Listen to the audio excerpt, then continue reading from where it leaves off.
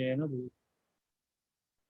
भूतरामह्यं ददाति स्वपदान्तिकं वन्देऽहं श्रीगुरु श्रीयुतः पदकमलं श्रीगुरून् वैष्णवांश्च श्रीरूपं साग्रजातां सहगणा रघुनाथामृतं तं सुजीवं साद्वैतं सावधूतं परिजनसहितं कृष्णचैतन्यदेव श्रीराधा कृष्णपदान् सहगणा ललिता श्रीविशाखान्वितंश्च हे कृष्णकरुणा सिन्धु दीनबन्धो जगत्पते गोपेश गोपिकान्त राधाकान्त नमोऽस्तुते सप्तकाञ्चन गौराङ्गी राधे वृन्दावनेश्वरी वृषभानुसुते देवी प्रणमामि हरिप्रिये मन्त्रकल्पतरोभ्यश्च कृपासिन्धुभ्यैव च पतितानां पावनेभ्यो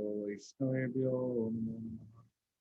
जय श्री कृष्ण चैतन्य प्रभु नित्यानंद श्री अद्वैत गदाधर शिवासादि गौर हरे Krishna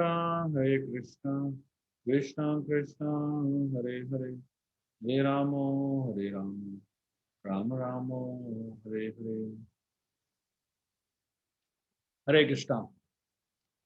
I'd like to welcome all of you all back to the second day of the Journey of Self-Discovery course. I'm sure many of you all um, have taken out a little bit of time during the week to revise what we discussed in the first session. I'll just give you all a quick summary before we go ahead into today's session. Before I begin, just another request that all those of y'all who can keep your cameras on, please do keep them on. It will really help me in understanding your mood and your absorption levels and your focus. Usually, as I said, I've been doing these courses um, not online but physically, and it's so much easier to see people. When you have people sitting in front of you, there's no option of keeping your cameras off when you are physically in front of in a hall or an auditorium. So it's always wonderful to have audience, that you can see. Uh, a teacher-student connect is always a personal connect. Unfortunately, the online medium has made it so impersonal, but still, we can still strive to keep it personal, right? And as personal it is, that much more the reciprocation is, and that much more the connection is. Thank you all very much for keeping your cameras on. I really understand that it's always great to have the privacy of keeping your cameras off. But I would prefer, at least when we are hearing Gita together, it's wonderful to keep it on. Okay. So today we're going to jump into the second session of the Journey of Self-Discovery course. I promise you all this session will be a life-changing session for many of y'all. It will teach y'all things that you always knew, but it will teach y'all in a way that will make it assertive for you, make it very, very um, strongly embedded in your consciousness, and it will also help you process a lot of what you already know in a more logical, systematic, and in a way that you can share it with others. So, just summarizing everything I spoke the last time, we began by talking about the session was the search for happiness. So, we began talking about dividing all the entities in this world into two categories: humans and animals. And we saw that there are four common things between humans and animals, that is, the seed: sleeping, eating, enjoying, and defending. And then we saw the differences between humans and animals, that is A, B, C, D. A stands for ability for higher inquiry, B stands for bliss, C stands for choice, and D stands for determination to follow the A, B, and C.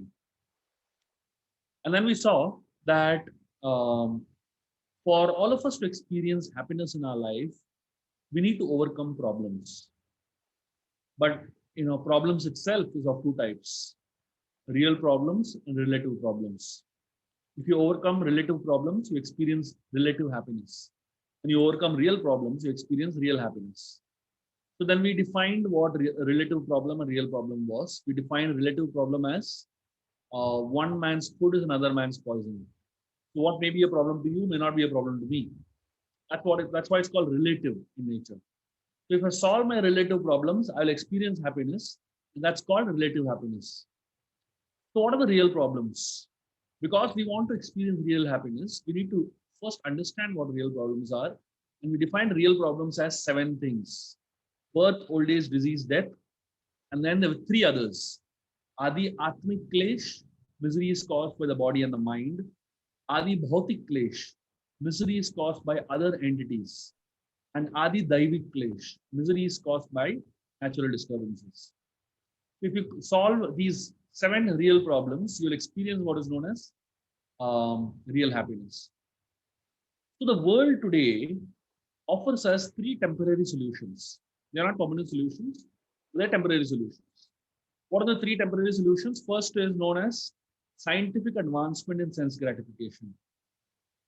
So if you come across a problem and you tell them, all right, that is a real problem, you say, come on, what are you talking about such things? Just enjoy life. Look at how many things the science has given us. So many movies, Netflix, and this and that. The internet is exploding with content. There is so much of entertainment. There is so much of Zomato and Swiggy going around all around us. Just enjoy yourself. Why are you troubling yourself by thinking about these complicated things like death and old age and all that? That's the first solution. The second solution is speculation. Talk about positive things in life. Why are you talking about negative things like death and disease? Just talk positive and we will conquer all problems. Yes.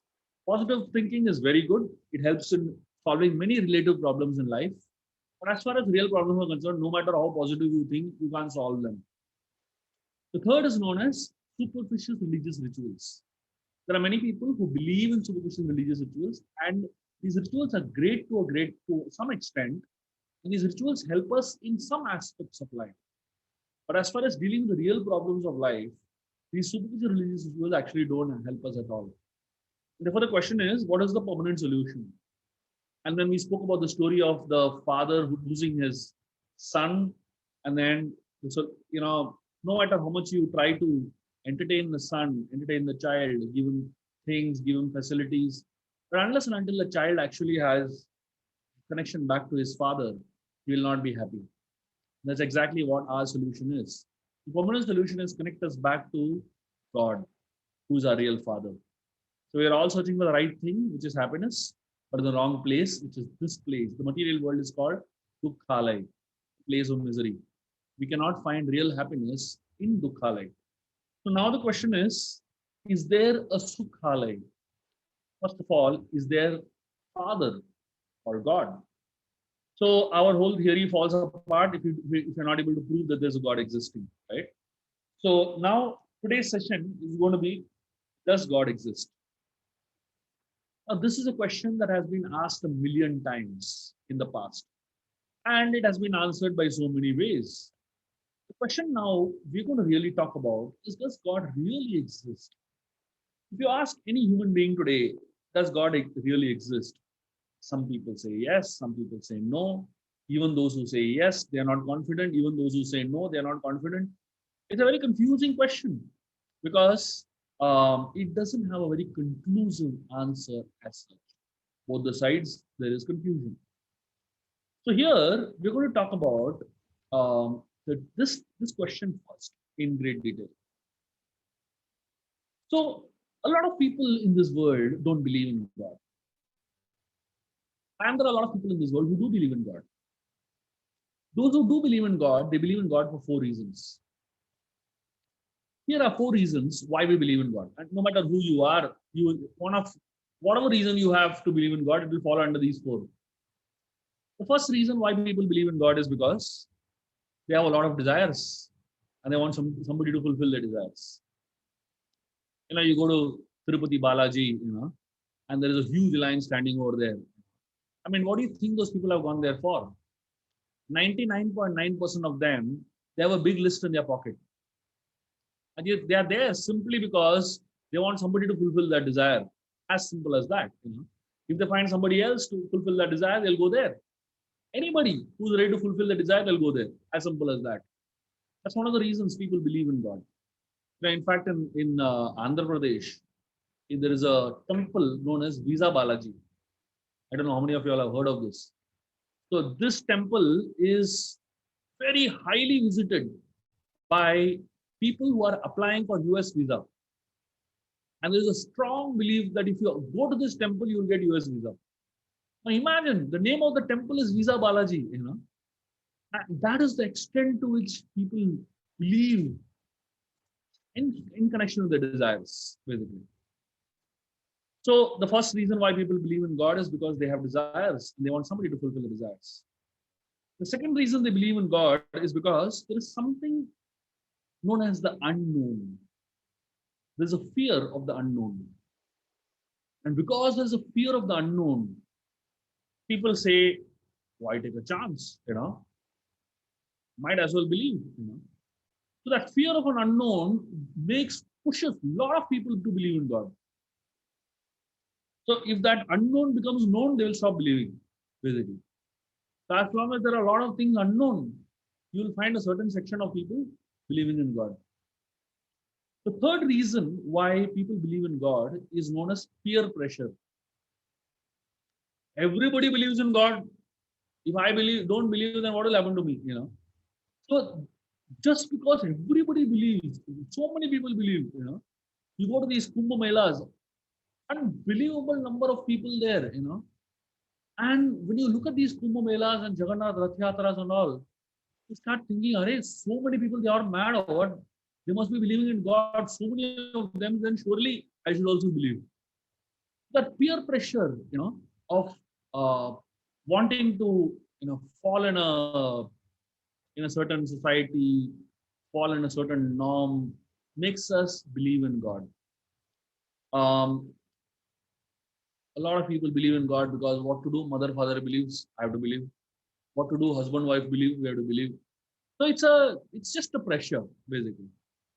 So if that pressure goes away, they'll stop believing. The fourth reason why people believe in God is known as blind following. There are some traditions that exist from time immemorial in our house. Whether you believe it or no, you follow those traditions blindly. And that tradition pushes you to believe in God. So that's known as blind following. You ask them any logical questions, they will say, no, very bad. You should never ask such questions to God. Never have such doubts. Are Baba, you're asking logical questions. No, never. So they don't give you answer. They will only tell you don't ask the question. Because asking question itself is sin, basically.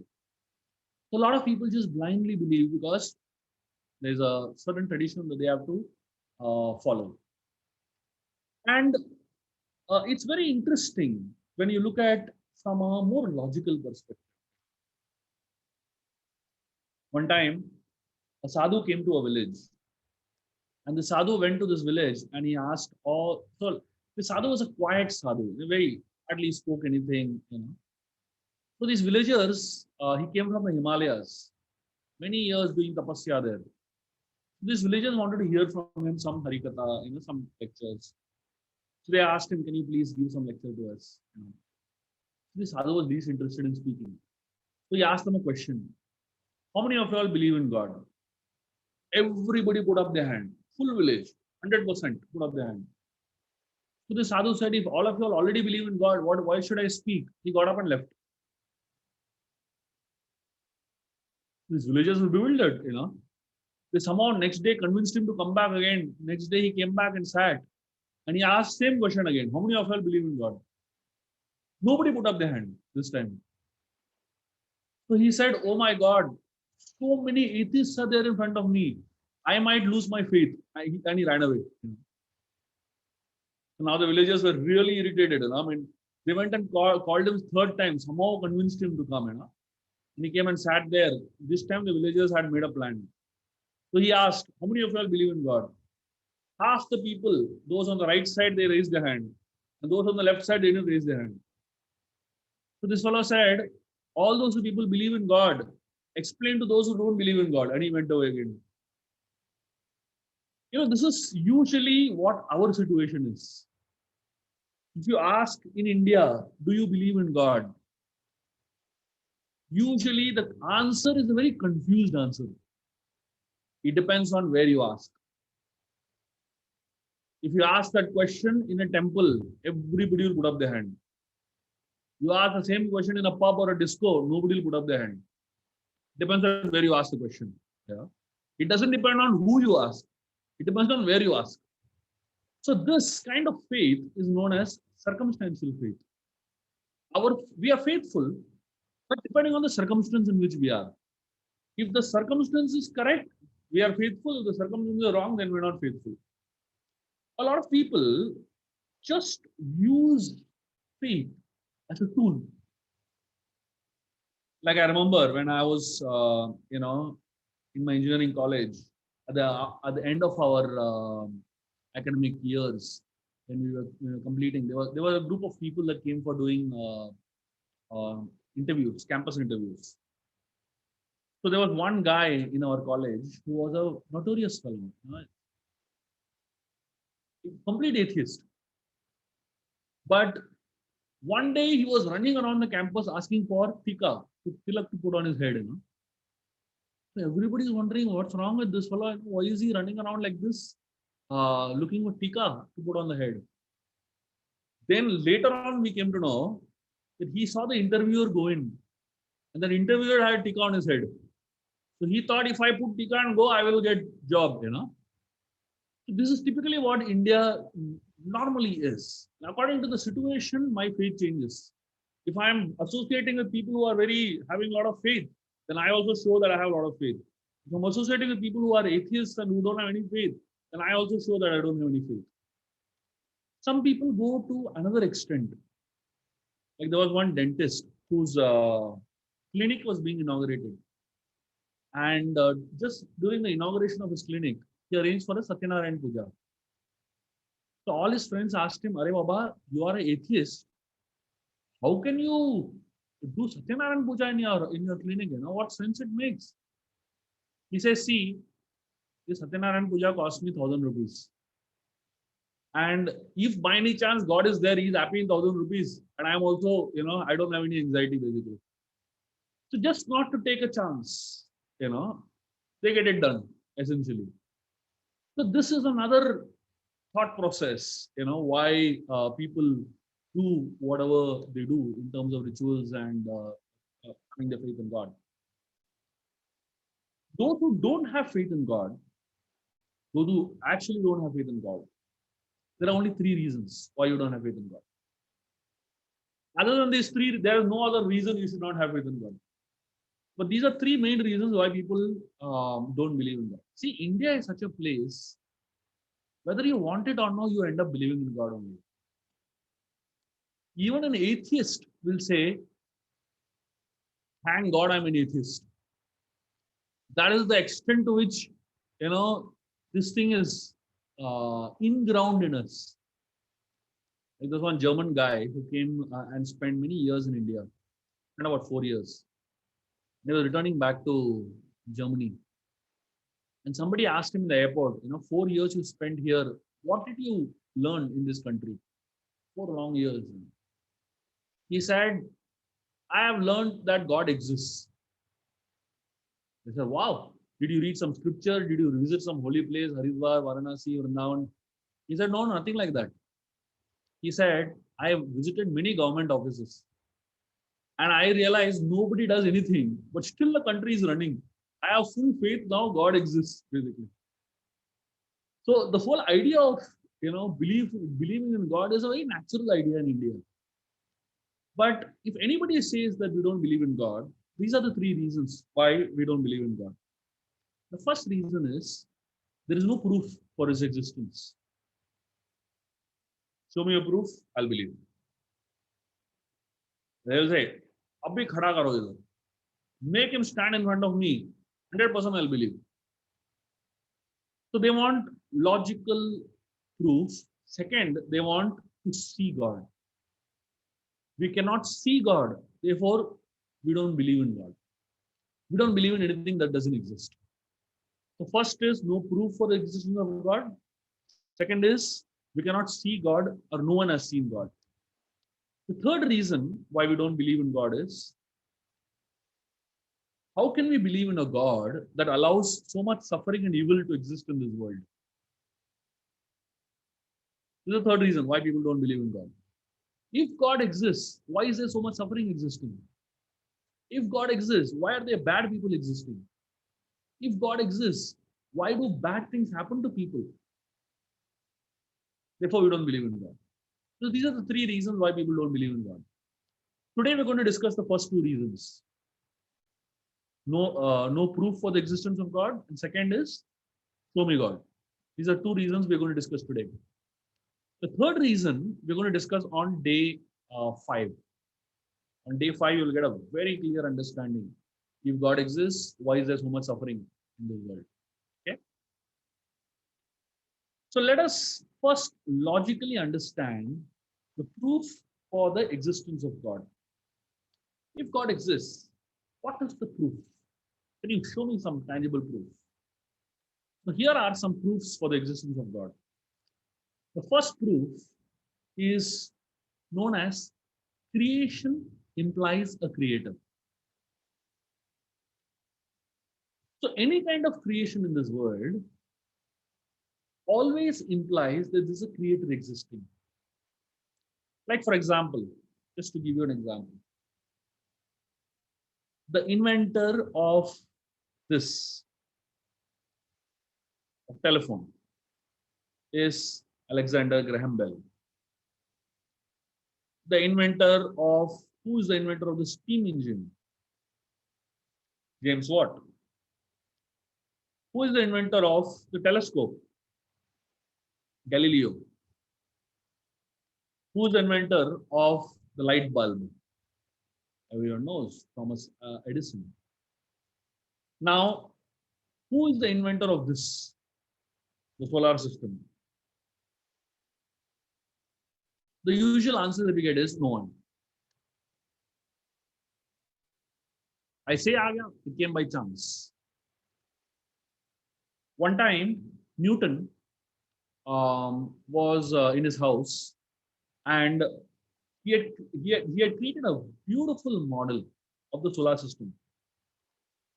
Fascinating model. It was a working model which actually moved in the, like, if you there's a spindle, you move it, and actually the planets rotate in the exact orbit. So a friend came to visit Newton, and this friend saw this model, and he was amazed.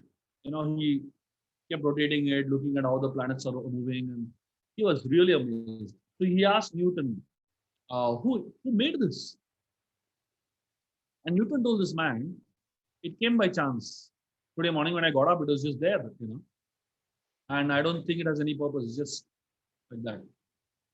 This man was shocked. He said, come on, what are you saying?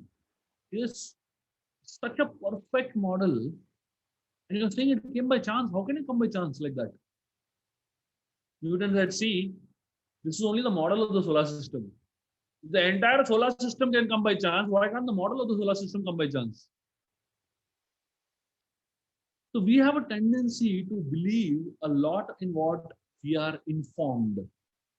And a lot of what we are informed sometimes is logically inconsistent with what common sense also is.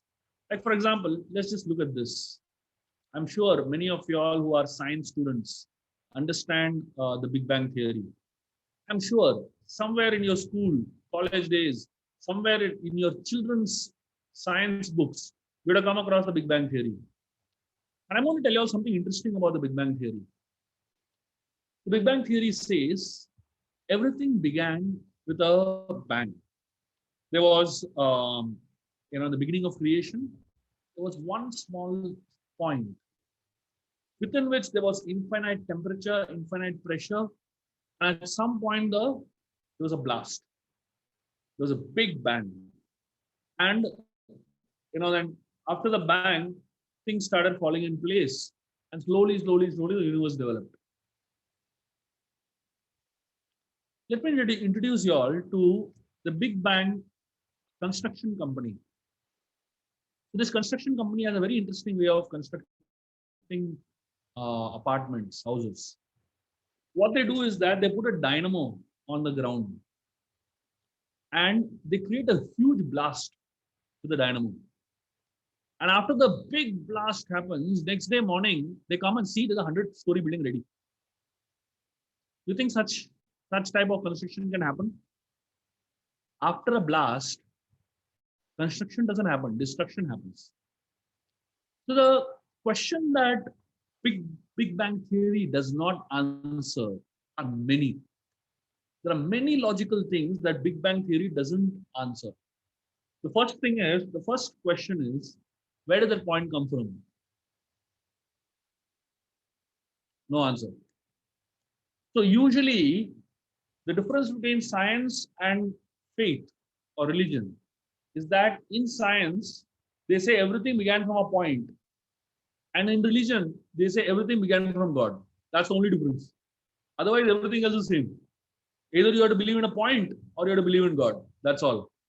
Where that point came from, no answer. Where God came from, no answer. But as much faith you have to have in the fact that everything began from a point, that much faith you have to have from the fact that everything began from God. Now, interesting thing is that when whenever you say that everything began from a point, and the question now is that if something has to exist, blast, like if I have to create a blast, I have to create a blast somewhere. But before the point, nothing existed. So where do you create the blast? What is the blast into? There is no answer. Who created the bang? Now, after every bomb blast or something like that, some terrorist group says, I did it. Right? The question is, who did this blast? Nobody has claimed so far that I did the blast. There is no answer to that question. Who created the blast? The next question is, whenever you have a particular thing where there is infinite temperature, or rather, let's say, you take water, okay, in a beaker, and you heat it up. First, the water is in room temperature. As you heat up, it reaches to boiling point, 100 degrees, right? So in this point, it is said, inside the point, the pressure was infinite, unlimited pressure, and the temperature was unlimited. So who created that temperature? Now, for temperature to increase, from 0 to 100, somebody has to create a heat, right? And only then the temperature increases. How come inside a point there was already unlimited temperature? And how come inside that point there was already unlimited pressure? The most amazing thing about the Big Bang Theory is this. Science has some axioms. Any of the students of science, you would have heard of this word called axioms. What are axioms? The word axiom means unchangeable facts. For any theory to be a scientific theory, there are some facts that cannot be changed. One of the facts is that every scientific theory has to be mathematically verifiable. That means if you're saying this is a theory of science, I have to write an equation for it. If I'm not able to write equation for it, it's not a science at all. Therefore, you will find every single theory of science, there is an equation. Complicated equation connected to it, isn't it? Big Bang Theory, there is no equation. No equation at all. Fails one of the axioms of science. The second axiom is that any scientific theory has to be physically verifiable. The Big Bang Theory has no physical verification. You cannot verify it physically. You have to just believe it. So here, the only thing scientists have done is replace the word God by the word point. That's all. How much faith you need to have in the word God, that much faith you need to have in the word point. Otherwise, it is not a scientific theory at all, from all practical points of view. The second proof for the existence is laws imply a lawmaker. The first was creation implies a creator. The second is laws imply a lawmaker. Anytime there is a law, surely somebody has made it, isn't it? Traffic laws, for example. Um, when there's a green light, the vehicle moves. When there's a red light, the vehicle has to stop. Now somebody has to make this law, isn't it? If this law is not made, how can it work? Anytime there is a law, remember there's a lawmaker. And more than that, anytime there is a law that works, there is a law keeper. Why do you think people wear masks nowadays? Not because they want to, because they have to. Given a choice, nobody will wear it. Given a choice, half the people won't wear only. But everybody knows. You go out, you get caught, you have to pay a fine. Right? Simple. If somebody has made a law, somebody is making sure the law is kept.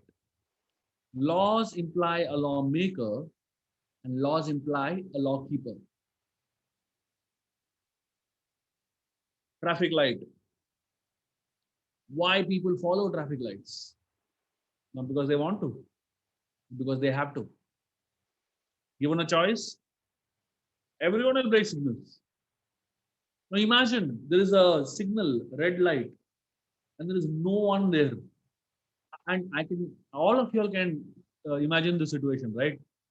How much there is that desire, what nonsense is going on, why I have to stop here, the feeling of just zooming ahead, Everybody has that feeling of zooming ahead. But why people don't zoom ahead?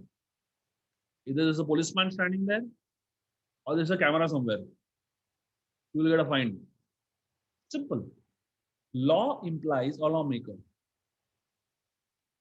There are many types of laws. Like say, for example, airplanes.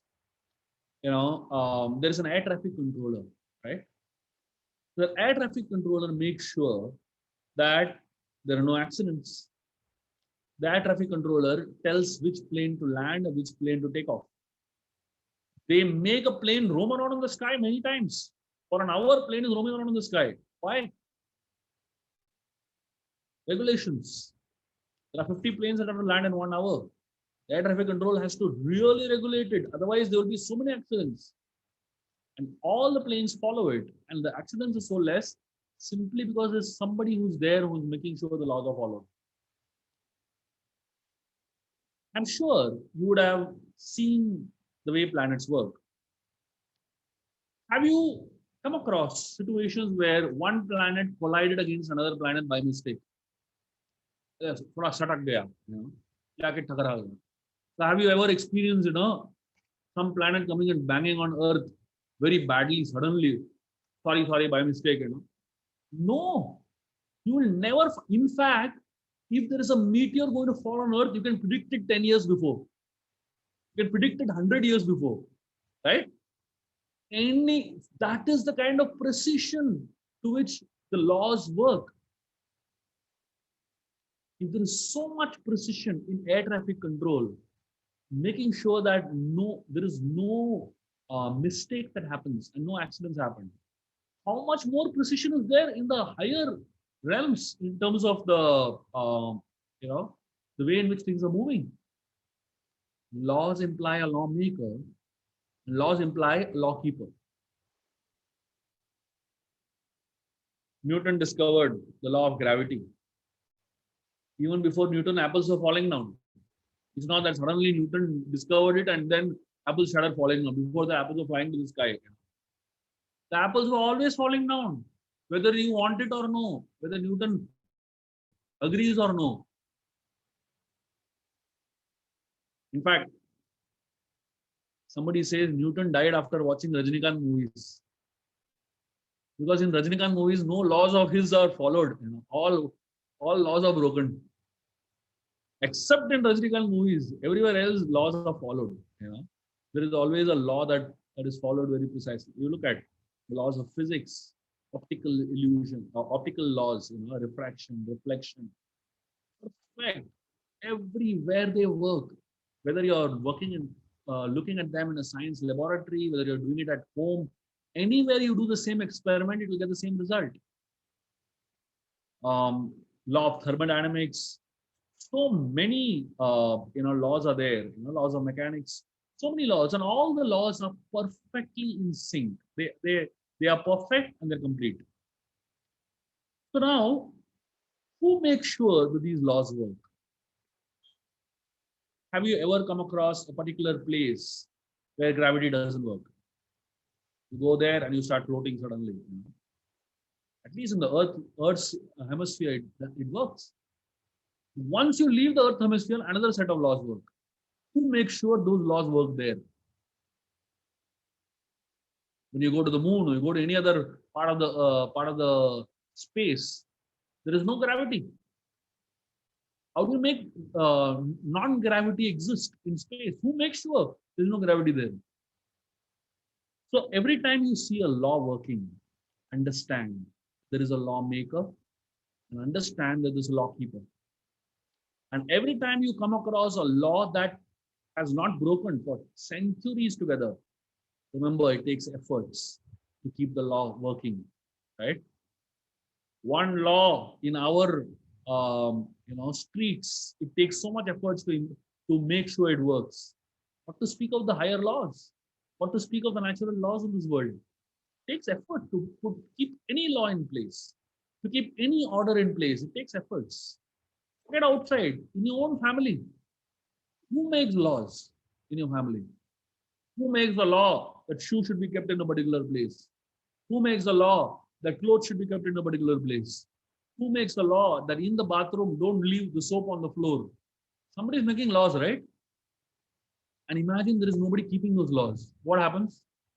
Chaos, completely, complete chaos. And therefore, every time you see that there's a law in place, your key is on a particular hanger, your clothes are in a particular place, your vegetables are in a particular. Remember, there is somebody who made the law and somebody is making sure the law is followed. Otherwise, somebody throws a stick on your head, somebody throws hits you on your back. Some way to implement the law, isn't it? The third proof is organization and order. Anytime you see organization and order in this world, remember that organization and order is not easy. It's not easy to keep things organized. You have seen this light bulb, and we know the light bulb is invented by Edison. But what about this bulb? Look at the sun. What kind of a planet it is. What a fascinating bulb it is. How many years it has been glowing. And what is the kind of energy that is there in the sun? It's unbelievable. Let me tell you something interesting about the sun. It is explained that the amount of energy emitted by one ray of the sun for, for 1 second, the amount of energy that is emitted by the one ray of the sun for 1 second is equivalent to all the energy consumed by human beings from time immemorial to today. It is equal from eternity till today, how much ever energy human beings have consumed. That is the amount of energy one ray of the sun emits 1 second. Imagine how much energy is there in the sun. Unlimited amount of energy. Who made this bulb? We know who made light bulb, 100 watt, 200 watt. We know these. We know the scientists who made that bulb. What about this light bulb? See, wherever you see a perfect organization, means there is a purpose.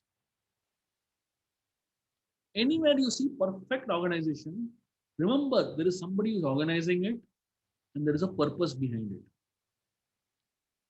Let's say, for example, one boy wakes up in the morning and he sees a gift on his table. He's so happy, excited, and he's When he opens the gift and he sees what the gift is, very, very precious thing, and he makes a conclusion. Santa Claus gave me a gift. Baba, where does Santa Claus come from? Your Santa Claus has been working so hard for months together to earn money to get you a gift. A child cannot imagine just like that. Santa Claus came and gave a gift and went away. Child has to acknowledge that his parents have put the effort to make it. Like say, for example, a postman brings a check to a boy staying in a hostel, very far away from his parents. And the postman gives the boy a check. And the check has 20,000 rupees. The boy is so happy. He thanks the postman. He says, "Thank you very much. I love you. You are my well-wisher." He hugs the postman. Does it make sense? That child hugs the postman and gives him or thanks him and gives him all the love and affection. The first thing the child has to understand, the postman is simply a postman. He's given you the check, doesn't mean that he is the one who will actually give it to you. Somebody has signed the check. Somebody has to have money in their account, first of all. The parents have to sign the check, send the check. And the postman only does the job of coming and giving you the check in your hand. Doesn't mean the postman is your father or your well-wisher. Father, the postman is just a peon. Similarly, God is the sender of that check. God is our father. God is our mother. He has sent us many gifts. The universe is the delivery boy or the postman. And what is the check? The check is all the gifts of nature. The air that we breathe. Last 3 months, everybody understood the value of oxygen.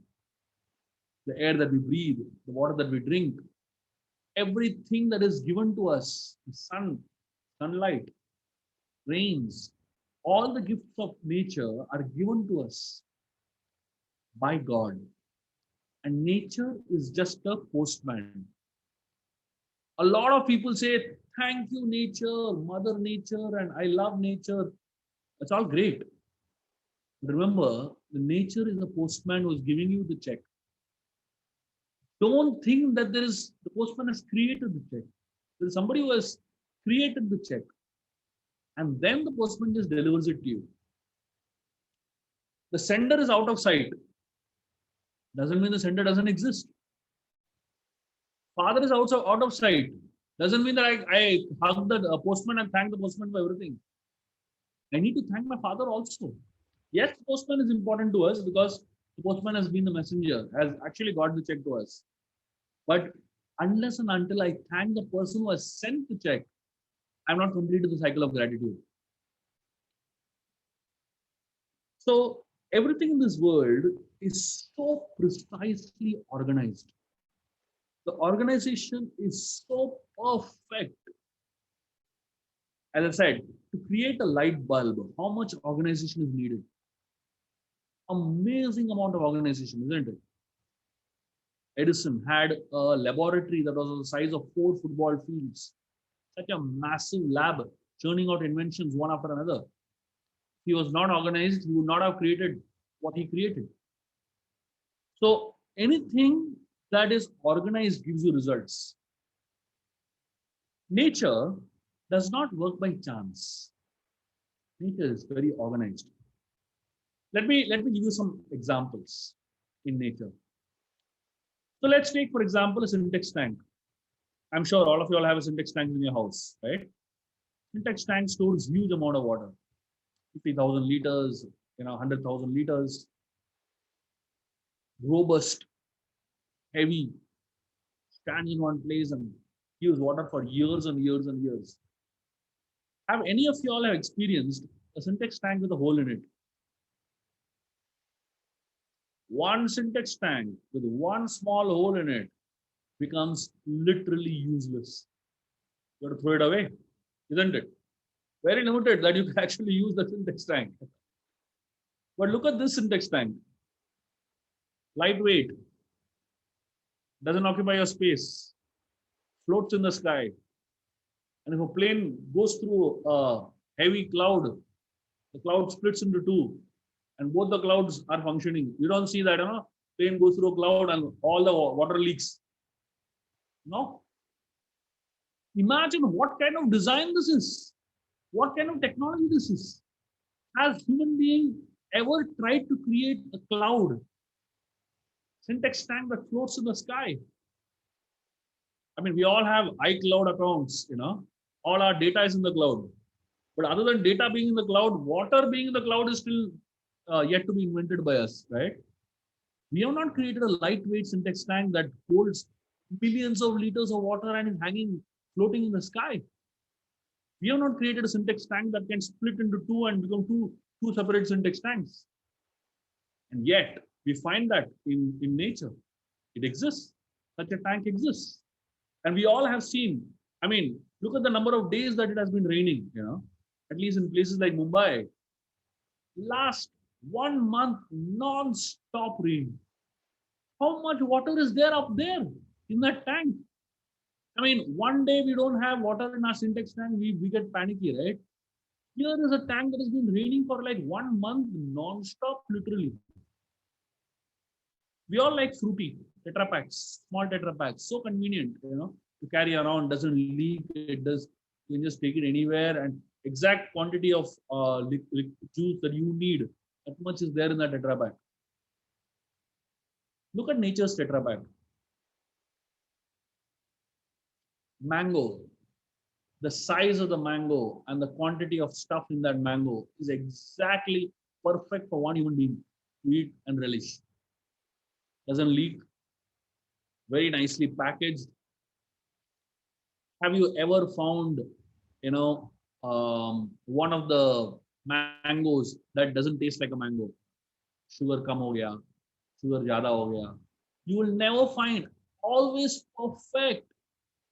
Somehow the way, of course, unless and until a human being intervene into it and start injecting some chemicals and doing random stuff. Otherwise, nature by itself is perfect in its taste. Never a single mistake. And the package is so amazing, isn't it? When we look at Tetra packs, we are amazed. What about this? Why are we not amazed? Let me tell you something more interesting.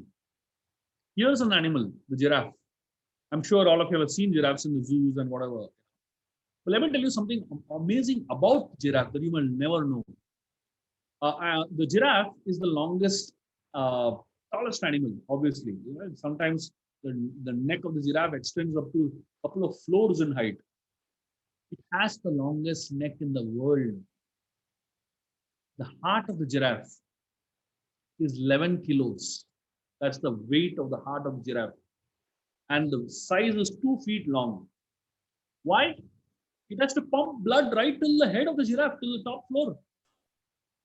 Now, if you have a 10-floor house, and if you want water to go to the top floor, you need a motor that can pump water so high, right? Similarly, the giraffe, when it's standing, the head of the giraffe, the brain of the giraffe is like probably in the 5th or 6th floor. And for the blood to reach till the brain, we don't want the giraffe to die out of brain hemorrhage or lack of blood supply to the brain, right?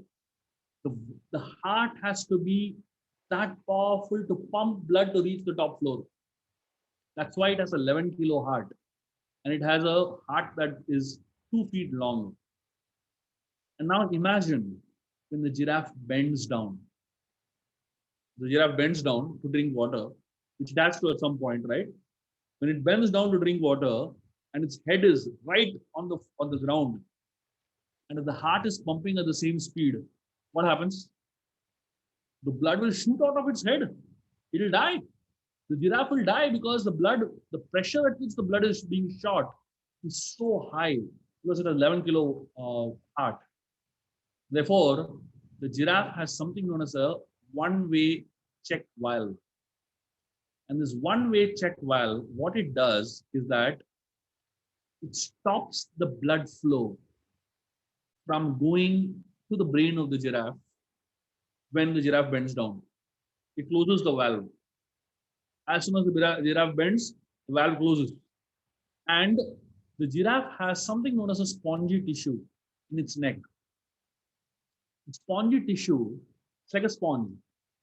So when the blood is pumped up, the spongy tissue first absorbs all the blood and sends it on top. So when the giraffe bends down, the spongy tissue stores the blood and the valve is closed. The spongy tissues only sends that much blood to the brain that it needs, and it doesn't send all the blood in one flow. Now the question is, who created this valve and who created this spongy tissue?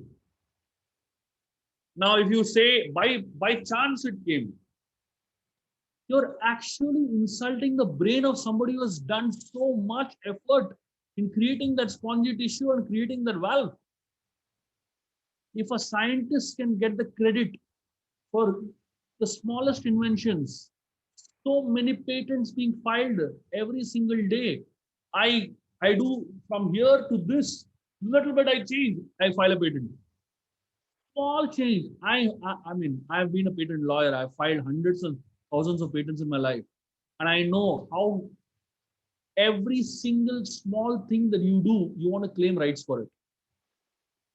But look at this invention. Don't you think somebody deserves to be applauded for this invention? Don't you think somebody deserves to be applauded for the design that is so unique and so different? A lot of what human beings do today, whether it's in the field of construction, whether it's in the field of physics, any field in this world, a lot of inspiration comes from nature. The spider's web. You have no idea how many inventions have been inspired by the spider's web. How many inventions have been inspired by the honeycomb of the honeybee? There are so many things nature teaches us.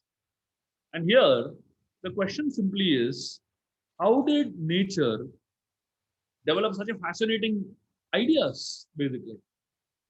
Does nature work by chance? A lot of people say nature works automatically. What is the meaning of automatic? Automatic means there is an absence of a controller. Like say, for example, we have so many automatic machines right now. So many automatic machines. Any automatic machine, what does it mean by automatic machine? Fully automatic machine, semi-automatic, even the most fully automatic machine also, somebody has to switch it on, isn't it? Have you ever seen a machine that switches on by itself? Have you ever seen a machine that functions by itself without anybody switching it on? Absolutely not. No machine in this world functions by itself. There is always somebody who has to charge it. There's always somebody who has to turn it on. Like I remember in our younger days, there used to be these toys where you put key at the back, mechanical key. So you turn the key like this 10 times. Turn the key and then leave the toy. Then the toy, moves his hand and legs. It shakes his head for some time, and then the toy stops. Then again turn the key for some time, Then the toy again moves for some time. The question is, who is turning the key? So nature by itself is functioning. There are a lot of things that are happening by nature, but isn't there someone at the background doing something fascinating, which is what we see as an amazing creation. One time, there was this great saint named Narad Muni. Narad Muni was traveling through a village, and there was one very, very learned, scholarly Brahmana who was worshipping the Lord, deities, He's doing some puja and some rituals. So Narad Muni stopped at his place, and this Brahmana invited Narad Muni, spoke to him nicely, and he served him. And after some time, he asked Narad Muni, "My dear Narada, you are such a great devotee of the Lord. When you go to the Lord, when you go and meet the Lord, can you please ask him a question on my behalf?" Narad Muni said, "Yeah, please tell me." This man said, "Please ask the Lord, when am I returning back to the spiritual world?" Obviously, this man is doing a lot of rituals, so he thought he's going to return soon. Narad Muni said, "Yeah, I'll ask." Then Narad Muni went further. In the same village, he met a cobbler sitting on the floor, mending shoes, singing the names of the Lord. Narad Muni asked the cobbler, so he was speaking to the cobbler. The cobbler was amazed with Narad Muni's association, and he was grateful that he could meet him. And the cobbler said, "My dear Narada, you are going to the spiritual world, you keep meeting the Lord. Can you please ask him one question on my behalf?" Narad Muni said, "Yes, please tell me." And this cobbler said, "Can you please ask the Lord, will I ever return to the spiritual world?" Narad Muni said, "Fine." He went to meet Lord Narayan. And Lord Narayan, he asked these two questions from Lord Narayan. Narayan told him, "Go and tell the Brahmana that he'll never ever come to the spiritual world. And tell the cobbler that in this very life he'll come to the spiritual world." So Narad Muni was shocked. He said, "Come on, this cobbler is just mending shoes, doing nothing. And this Brahmana is doing so many rituals and worshipping you. How come he will never come and this cobbler will come?" The Lord said, when you go and give them these replies, they will ask you a question. And I'll tell you what you should reply to that question. They will surely want to know that if you went to the spiritual world, what was I doing in the spiritual world? When they ask you this question, just give them this reply. Narayan was threading an elephant through the eye of a needle. Narad Muni said, "What? How can you thread an elephant through the eye of a needle?" Narayan said, "Just tell him. Just go and tell them this, you will get your answer." So Narad Muni was confused. He came to the same village again and he met this Brahmana. The Brahmana asked him, "My dear Narada, did you meet the Lord? Any message for me?" He said, "Yeah, I met the Lord, but I am sorry to tell you that Lord said you're not going to return back to the spiritual world anytime soon." This man was sad. He said, "How is it possible?" So he started doubting Narad Muni. He said, "I don't think you've gone to the spiritual world at all." He said, "If you have gone there, tell me what Narayan was doing." And Narad Muni told him, Narayan was threading an elephant through the eye of a needle. This fellow said, "See, this guy had never gone to the spiritual world. How is it possible anybody can thread an elephant through the eye of a needle?" And he started making fun of Narad Muni like anything. Narada went away from there and he met this cobbler. This cobbler asked him, "My dear Narad Muni, did you meet Lord Narayan?"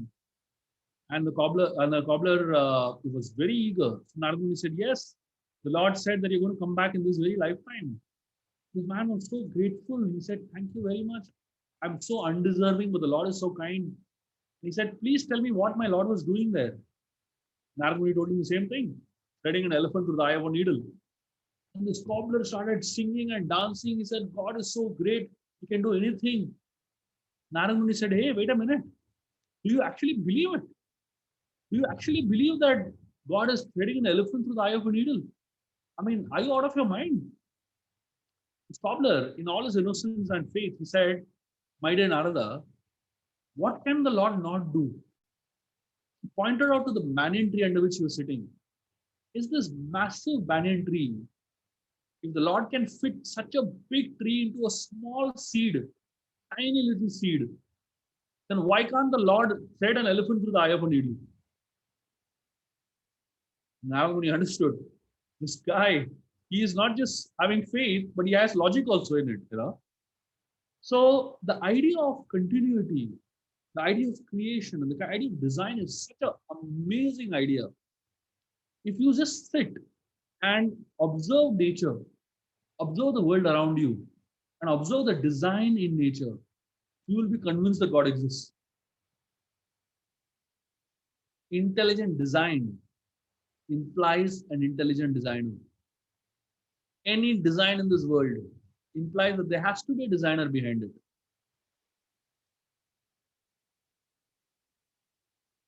If you look at the way in which the nature works, the laws of the mathematics, the accuracy with which nature works, it's just fascinating. There is accuracy at the atomic level and micro level and the macro level. If any of you all have studied chemistry, you'll understand these terms: CCP structure, FCP structure. These molecules, if you look at the molecular structure, there is perfection in design at a molecular level. And if you look at a macro structure, like the whole universe, perfection in design at a macro level. The Earth and the solar system are so accurate. If the Earth rotates too fast, there'll be so many storms and so many tornadoes that life cannot exist. If the Earth rotates a little too slow, it will be so cold at night and so hot in the day. Just a slight change in the speed at which the Earth is rotating, nothing can exist on Earth. To make sure the Earth rotates at the exact same speed. Are we? Is there somebody rotating Earth like that? Do we know of someone who's rotating the Earth from outside? No. Perfect sync. So that is the way in which we look at design. We see perfection. So we saw four things. Creation implies a creator. Laws imply a lawmaker. Organization and order. Design implies an intelligent designer. We saw four proofs for the existence of God. Now, after seeing these four proofs, somebody may ask, okay, you've given me proofs. Can you show me God? Is it possible to see God? To help us understand this, let me ask you all let me give you all some thoughts. First question is, who are you? Who are you to ask such a question? Like say, for example, today I say that the Prime Minister doesn't exist. One, how can you say the Prime Minister doesn't exist? If he exists, tell him to come right now in front of me. Then I'll agree that he exists. First of all, who are you? Do you have any qualification to see the Prime Minister? I mean, unless you have some qualification, you can't even see a minister of this world. Great Prime Minister. You go and try to meet your local MLA. Such a big natak they will do just to meet you. Why? Because you are no one. So if a no one cannot even meet a ordinary minister of this world, what is our qualification to meet God? There are people who say, if God exists, tell him to come right now in front of me. If he comes in 10 seconds, I'll believe him that he exists. Otherwise, I don't believe. Who are you, first of all? And why should God come in front of you? What qualification do you have? So unless you have a qualification, you don't even get an appointment from God. And that's the first thought. First, think about whether I'm qualified to see God. Second thing is, for anything in this world, there's a process to follow, isn't it? Like say, for example, we have heard in science that water is H2O. Two molecules of hydrogen combined with one molecule of oxygen forms water. And one boy says, I don't believe it. And if you don't believe it, do experiment. You don't know. I don't want to do experiment. Why should I believe? I don't want to believe it. If somebody says like that, you can't convince that person at all.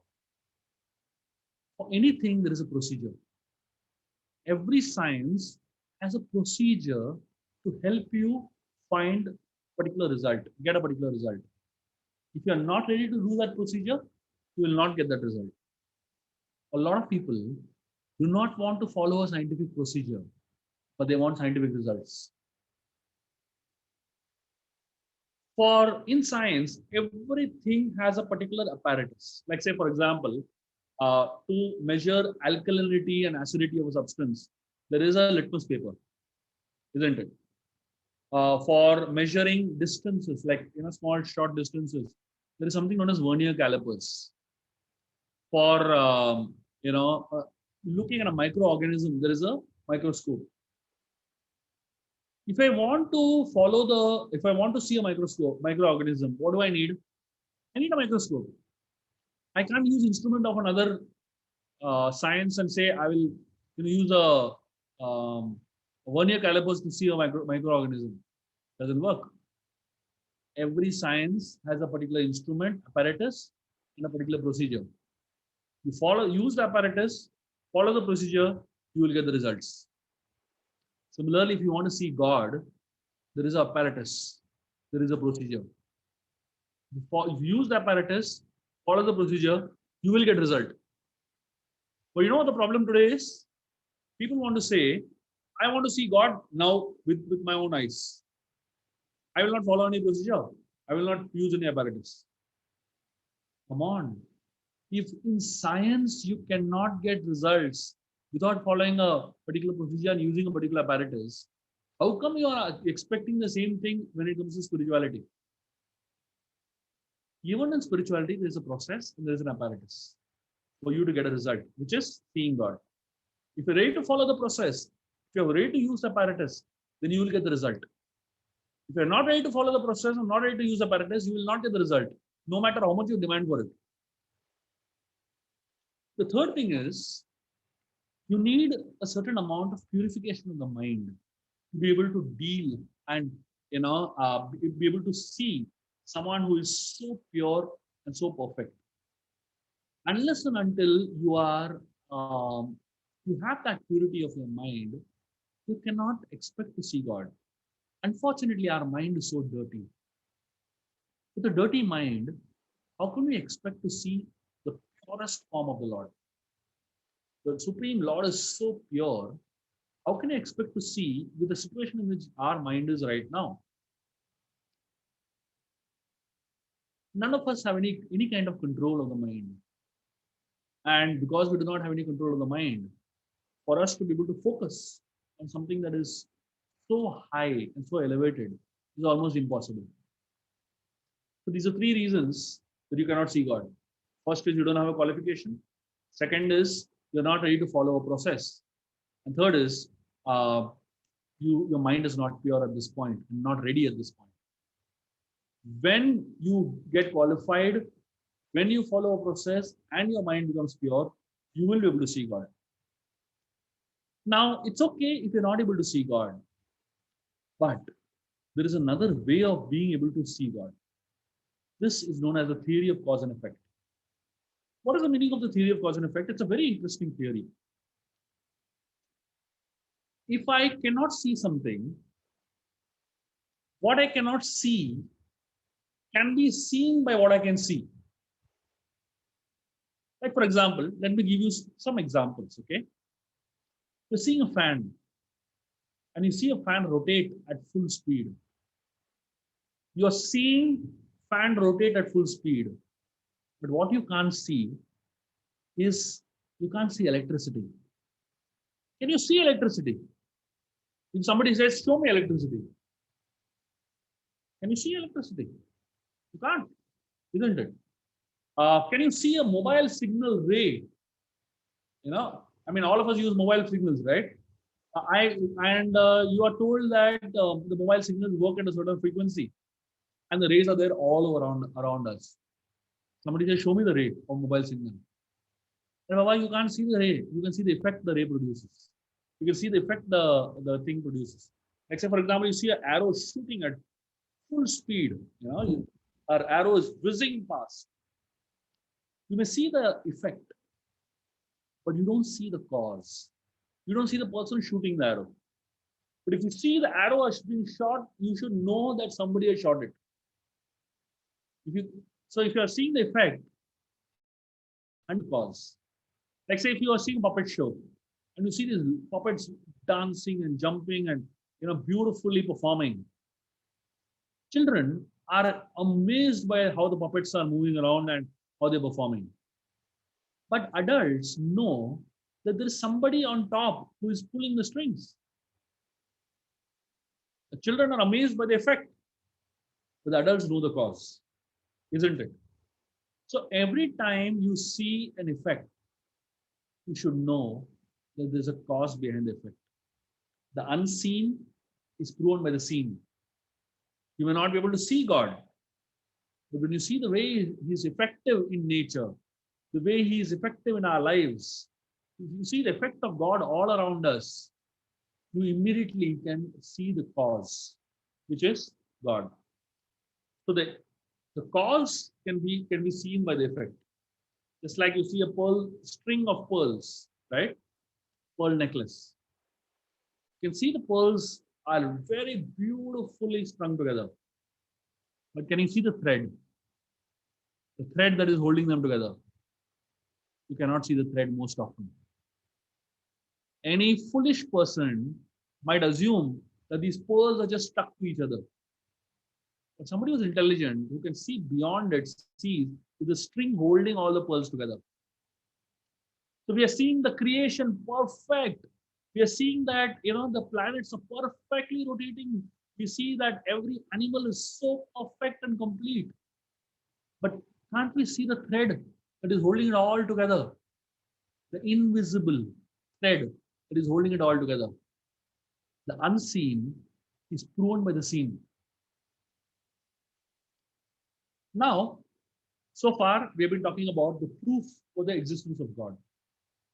Now we're going to go to the next step and talk about the definition of God. So if somebody asks you, who is God? What is the definition of God? I'm going to give you not one, but two definitions of God. And here are two very interesting definitions of God. The first definition of God is uh, now, to help us understand this definition of God, we need to really think a little bit deeper. See, defining something requires a lot of knowledge about it, isn't it? Any kind of science requires a lot of in-depth knowledge about it. Unless you have great knowledge about a particular science, you can't define it properly. In fact, defining something in very precise, eloquent words, it actually requires more knowledge about that subject, isn't it? Let's say, for example, if I ask you some words, if I give you all some words, and I want you all to think about, or rather speak about this particular word for 1 hour. Tell me how many of y'all can actually speak about that these words that I'm going to share with y'all for 1 hour. I'm just going to give you all random words, okay? For example, speak about medulla oblongata. Anybody here can speak on medulla oblongata for 1 hour? Some of y'all who are doctors, maybe you can. Or if I ask y'all to speak about diagonal matrices for 1 hour, can anybody give a lecture on diagonal matrices? Maybe somebody who are PhD in mathematics or engineering students probably may be able to do it. Or if I ask you all to speak about PCT agreement, Paris Convention Treaty, for those of you all who are wondering what's the full form of it, anybody can speak about it. Somebody who's a law student, specifically a patent law student, can speak about it probably. Or if I ask you all to speak about Laplace series, anybody can speak about it for 1 hour. I I don't think any of you all can speak about any of these subjects for 1 hour. But if I ask anyone to speak about God, anybody will give 3 hour lecture, not 1 hour. And this is the interesting thing about India, right? If you ask them about God, any Tom, Dick, Harry, random guy will get up and give 1 hour lecture on God. Though he has no idea about God, he has done no study about God, he has no knowledge about God.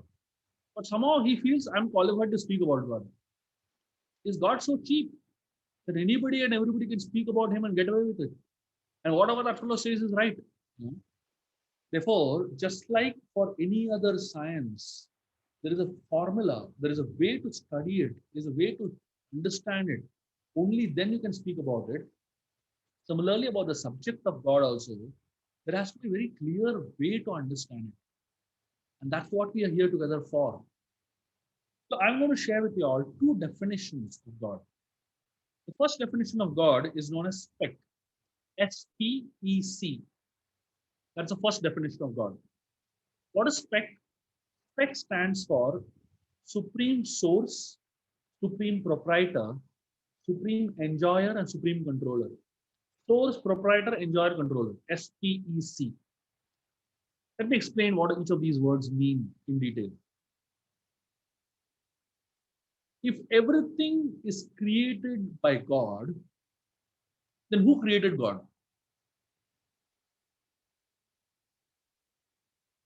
There has to be someone who is not created by anybody, and that is God.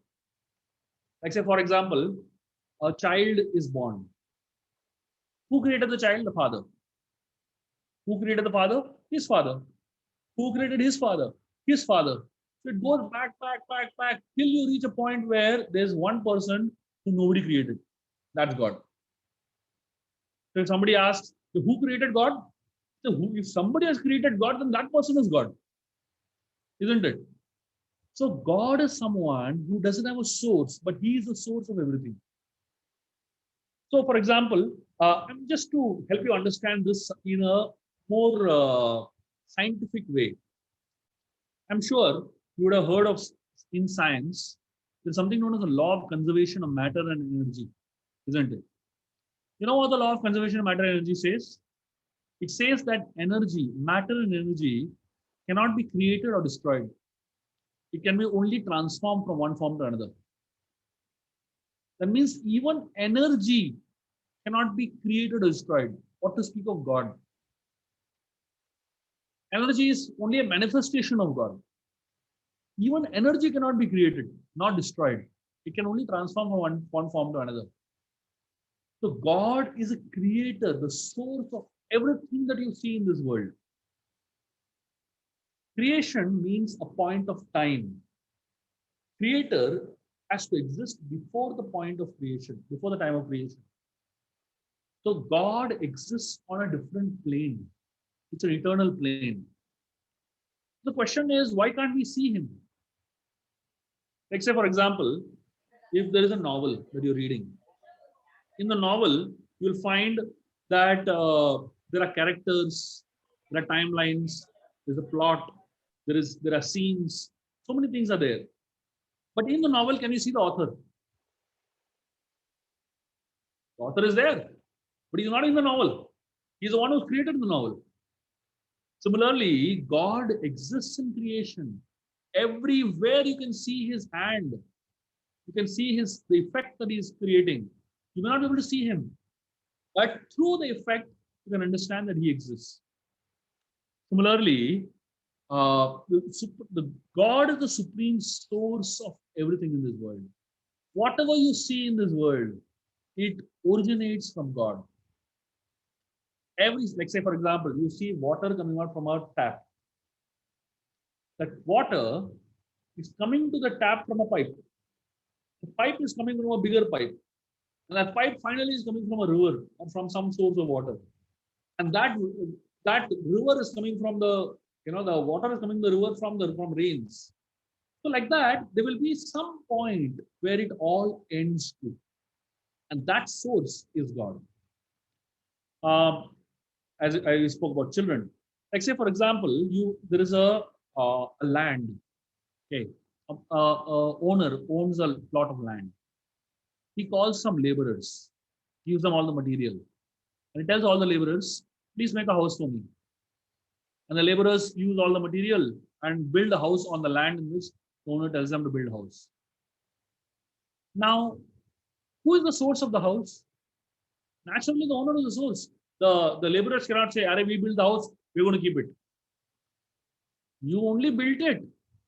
But the one who gave you cement, the one who gave you stones, the one who gave you the water, the one who gave you the land itself is somebody else. So all of us are in this world. We may claim proprietorship over many things. We might say, "Arey, this is my house. This is," we put a board outside your house and say, whatever name of your house, and you say, "This is my house." It may be your house, but did you give the ingredients for the house? The land itself doesn't belong to you. Actually, did you create the land? You didn't. Did you create the sand? Did you create the water? Did you create the bricks? Did you create? None of it we have created. And suddenly we say we own it. So God is a supreme source. That is the first word, okay? Supreme source of everything. The second thing is P. Say it stands for he's the supreme proprietor of everything. If he owns it, if he's the source of it, naturally he also owns it. One time there was a discussion between Akbar and Birbal. And Akbar and Birbal are having an argument. Birbal was telling Akbar again and again, "You are greater than God." Akbar was very upset with Birbal. He said, "How dare you call me greater than God? How can anyone be greater than God?" And Akbar was furious at Birbal. In fact, he was going to throw him out of the kingdom. Birbal said, "I'll prove it to you that you're greater than God." Akbar said, "If you don't prove it to me, I'll kick you out of my kingdom." Birbal said, "This proves it." He said, what do you mean by this proves it? Birbal said, you can do something that God can't do. Akbar said, what is that? He said, even if God wants, he can't throw me out of his kingdom because everything belongs to him. But if you want, you can throw me out of your kingdom because your kingdom is limited. Therefore, you're greater than God, Birbal said. That's exactly the point. The point is everything belongs to God. He is the supreme proprietor of everything. God is a proprietor, and all of us, we are caretakers, tenants at best. We cannot claim proprietorship of anything in this world. One time I was traveling the local train. As I told you all, local trains can teach you all so much. In Mumbai, people can become self-realized just by traveling in trains. So once I was traveling the local train and it was very crowded, And one man came and sat next to me. There was a small space. He sat there. And after a minute, he got up to put a suitcase on the rack. As soon as he got up to put a suitcase, another fellow sat there. This guy said, hey, this is my place. He said, now it is my place. This fellow said, I was sitting there. He said, now I'm sitting there. This fellow got angry. He lost his seat. He said, your father has not taught you good manners. This guy got up. He said, how dare you call my father? And he started going to hit him. And they had such a massive fight for next half an hour. They were fighting. The third fellow came and sat on the seat. After half an hour, they realized their station has come. Both of them got off the train and continued fighting outside the train. Train is gone, seat is gone, but their fight is going on. So the nature of this world is that all of us are at best tenants or caretakers. But we fight so badly as if we are actually the owners. Nothing belongs to us. But somehow we are convinced that it actually belongs to us. Permanent house. What is the meaning of that? When you are only temporary, what are you talking about permanent house? One guy, there was a king. He was really so materialistic and so much into conquering kingdom after kingdom that there was one saint who wanted to educate him. The saint tried to explain to him, but this king was just not understanding. Finally, the saint he decided to do something different. He told him, "My dear king, I have a good news for you and a bad news for you. What should I tell you, bad news or good news?" The king said, "Tell bad news first." The saint said, "You're going to die in 7 days." King got a shock. He said, "After this, what good news is there?" The saint said, "Yes, there is a good news. The good news is that though you're going to die, you're going to go to heaven." The king became a little happy. The saint said, "But there's a good news and bad news again. The bad news is that though you're going to go to heaven, there is population explosion there." The king became sad. He said, "No, don't worry, there's a good news. The good news is that you will have your own palace." The king became happy. And then the saint said, "Again, there's a good news and a bad news. The bad news is that though you'll have a palace of your own, there are big mosquitoes over there." The king became sad. The sage said, "Don't worry, there's a good news. The good news is that though there are big mosquitoes, there are mosquito nets there." The king became happy. The sage said, "Again, there is a good news and bad news. The bad news is that though there are mosquito nets, they have big holes in them." Again, the king became sad. The sage said, "Don't worry, there's good news. The good news is that you can stitch up those holes and then it will be okay." The king became happy. The sadhu said, "Again, there's a good news and bad news. The bad news is that though you can stitch it up, there are no needles in the heaven." The king became sad. Sadhu said, "Don't worry, there's a good news. The good news is that when you die, take one needle with you. You can use it there." The king became happy a little bit and then he started thinking. He said, "Hey, wait a minute. When I die, how can I take a needle with me?" Sadhu said, "That's exactly what I'm trying to tell you. If you can't carry a single needle with you, what are you accumulating so much for?" So our desire to accumulate so much is so much there because we somehow think we are permanent owners. But the reality is we are all guests. We are all tenants. You don't take your train seat with you home, right? You booked an airplane seat. It's not that you bring that home with you. It's only for that travel. That's all. For 1 hour, the seat belongs to you. After that, you have to give it up. God is the supreme proprietor. Means everything belongs to him forever. The third spec, supreme source, supreme proprietor, third is supreme enjoyer. Because he is the proprietor and the source of everything, he also gets to enjoy the way he wants to enjoy. All of us, we are not enjoyers. In fact, our enjoyment is so limited, right? I mean, I know so many people who have unlimited money, but they have digestion problem. Some people have very good digestion, but they have no food to eat. You know, so all of us, we want to enjoy a lot, but we are checkmated somewhere or the other.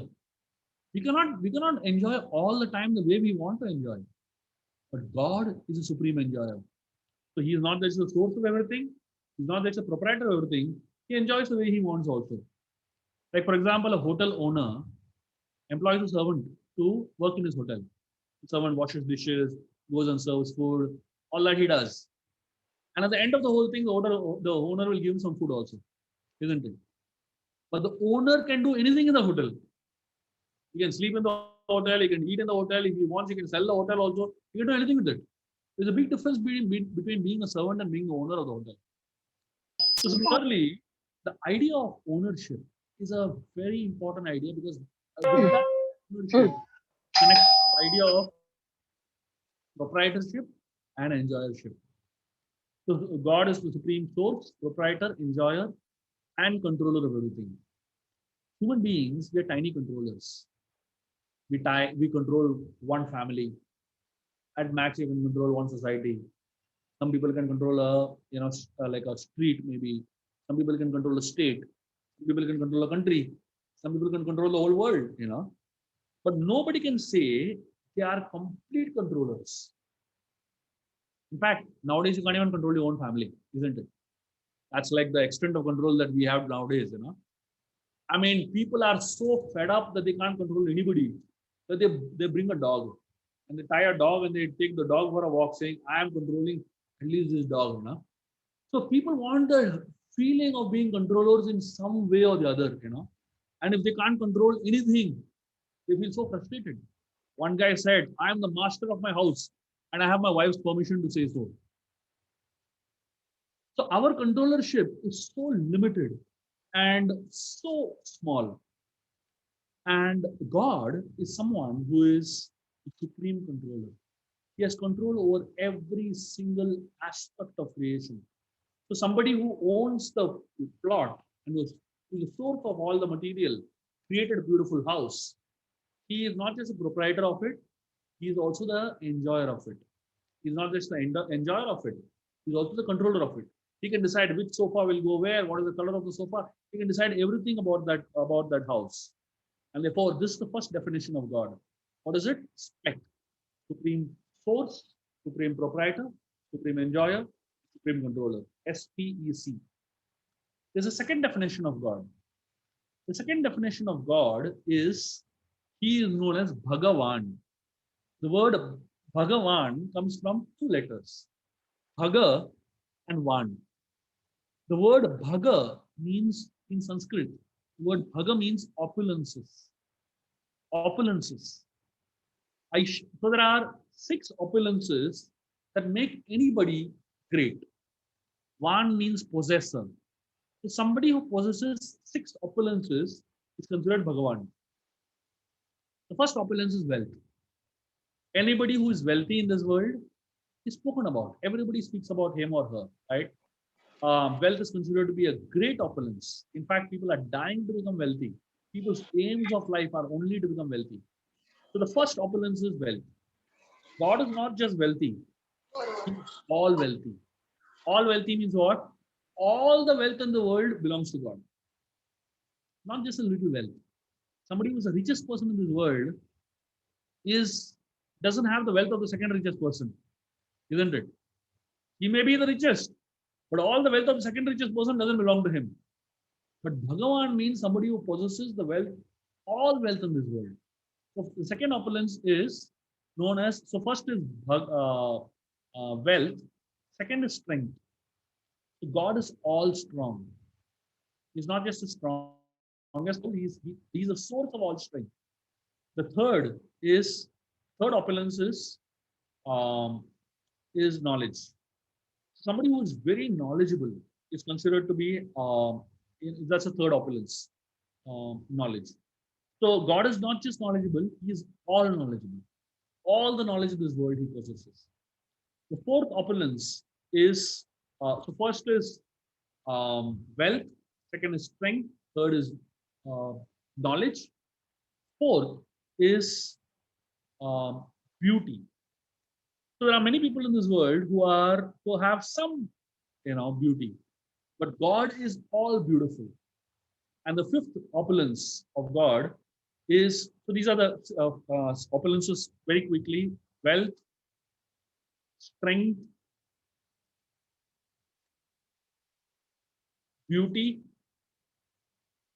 fame, and renunciation. So these are considered to be the six opulences of God. So anyone who has any of these six opulences becomes very attractive in the eyes of the world, right? Somebody who is wealthy, people talk about him or her. Somebody who is famous, people talk about him or her. Somebody who is knowledgeable, people talk about him or her. Somebody who is beautiful, people talk. Somebody who is strong, people talk. And somebody who is renounced, people talk. Isn't it? If you have any of these six in a great extent, you are really considered to be having opulences. Anybody who has one of these six becomes very famous, isn't it? Somebody who is very, very wealthy, he just shoots up. Everybody knows him. Somebody who is not wealthy at all, but extremely beautiful. Everybody knows him. So that's how it is. These six are considered to be opulences. Everybody dies to get these six. You know what the aspiration of everyone is? To get all six. But you know what the funny thing is? Not everybody can have all six. Albert Einstein was one of the most knowledgeable people we know of, right? Very intelligent person. One French actress came to him and she told him, can we get married? If we get married, we'll have children who have your intelligence and my beauty. Super children they will become. Albert Einstein asked her, what if they get my beauty and your brains? Interesting combination, right? So everyone in this world wants all these six, struggling to get all these six. But unfortunately, you can't get even one of them to a great extent. At max, you can get one to a sufficient extent, but you can't get all six to completeness. And somebody who has all six completely, such a person is known as Bhagavan. So if you find someone who has all the six qualities in completeness, you understand that is God. So these are the two definitions of God we spoke about: spec, supreme source, proprietor, enjoyer, and controller of everything. The second is Bhagavan, the possessor of six opulences. So we all want to acquire knowledge about God. To acquire knowledge about God, there are three methods. In fact, to acquire knowledge about anything in this world, there are three methods. The three methods are these. The first is known as Pratyaksha Praman. What is the meaning of Pratyaksha? Prati Aksha. Aksha means eyes, isn't it? Pratyaksha means seeing with your eyes. So Pratyaksha Praman means source. Praman means method, basically. So Pratyaksha Praman means acquiring knowledge about God through your senses. We all have five senses: eyes, ears, nose, tongue, and touch. So whatever knowledge we acquire in this world, we acquire using our senses, isn't it? Like for example, a small baby. How does a baby come to know when something is good or bad? You know what the baby does? Straight puts in the mouth. Maybe a baby doesn't know any other way to find out, isn't it? Because that's the best way the baby can find out. Straight puts in the mouth. But as you grow older, you get to understand there are other senses also. You know how to use your eyes. You know how to use your touch. You know how to use your ears. You know how to use your smell. So whatever knowledge we get in this world, we get using our senses. So a lot of people want to know about God using their senses. That's why we ask this question: can you show me God? I want to see God. Because we rely so much on our eyes. We rely so much on our senses. If I see God, then I'll believe in God. But you know what the problem is? The problem is that all our senses have four defects in them. All our senses. Whether you are, an ordinary person in this world, or whether you are the president of some big country in the world, all of us have four defects. All our senses have four defects. The first defect is our senses are imperfect. Like, for example, our eyes can only see in the visible range. Suppose there is something in the invisible, like, say, for example, X-ray. Our eyes can't see. Can eyes see X-ray? No. Like, if you go to a X-ray machine and you stand over there and they will tell you, keep your hand like this, and talk, one sound comes. They say, remove your hand. What did you see? Did you see something? Nothing. But the X-ray had come and actually taken your photo. You can't see it because your eyes can't see X-rays. Your eyes can't see infrared rays. Your eyes can't see ultraviolet rays. Your eyes can't see anything literally. Only one set it can see visible rays. That's all. That's the range in which eyes can see. But if God is outside the range of visible range, the eyes can't see only. What if God is made up of ultraviolet rays? Can you see? You stand in front of you also. You can't see. The second, ears have defects. Again, just like there is a visible range in which eyes can see, the ears can only hear between 20 hertz to 20 kilohertz. You cannot hear anything that is below 20 hertz. You cannot hear anything that is above 20 kilohertz. Have you all heard of a dog's whistle? There is something known as a dog's whistle. You blow the whistle, you can't hear anything. But all the dogs on the street will start barking. You might wonder, अरे उसने कैसे सुना? कुत्ते को सुनाई देता है, हमको सुनाई देता है. Imagine, something that dogs can hear, we can't hear. That is our limitation. That's the extent to which our ears function.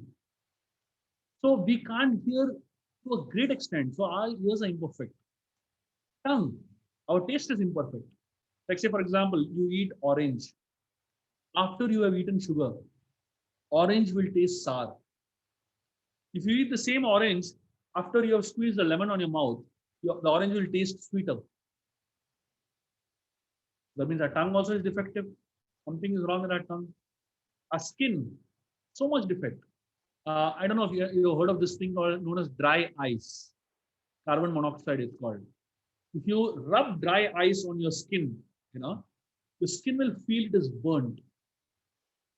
But actually, your skin is normal. Nothing is wrong to it. You feel as if it is burnt. That's how your skin also is defective.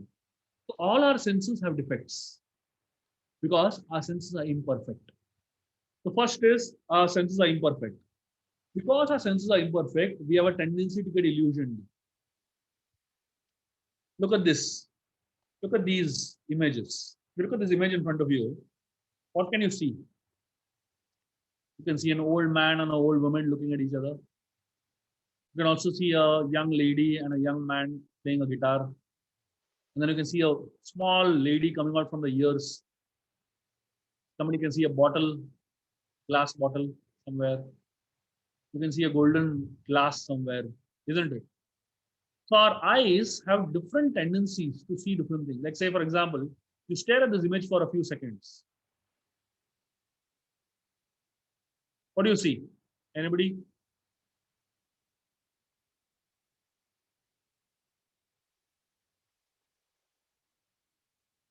What do you all see? Can you see something rotating? Can you see like a cylinder moving around, Or look at this image. What can you see when you see this image?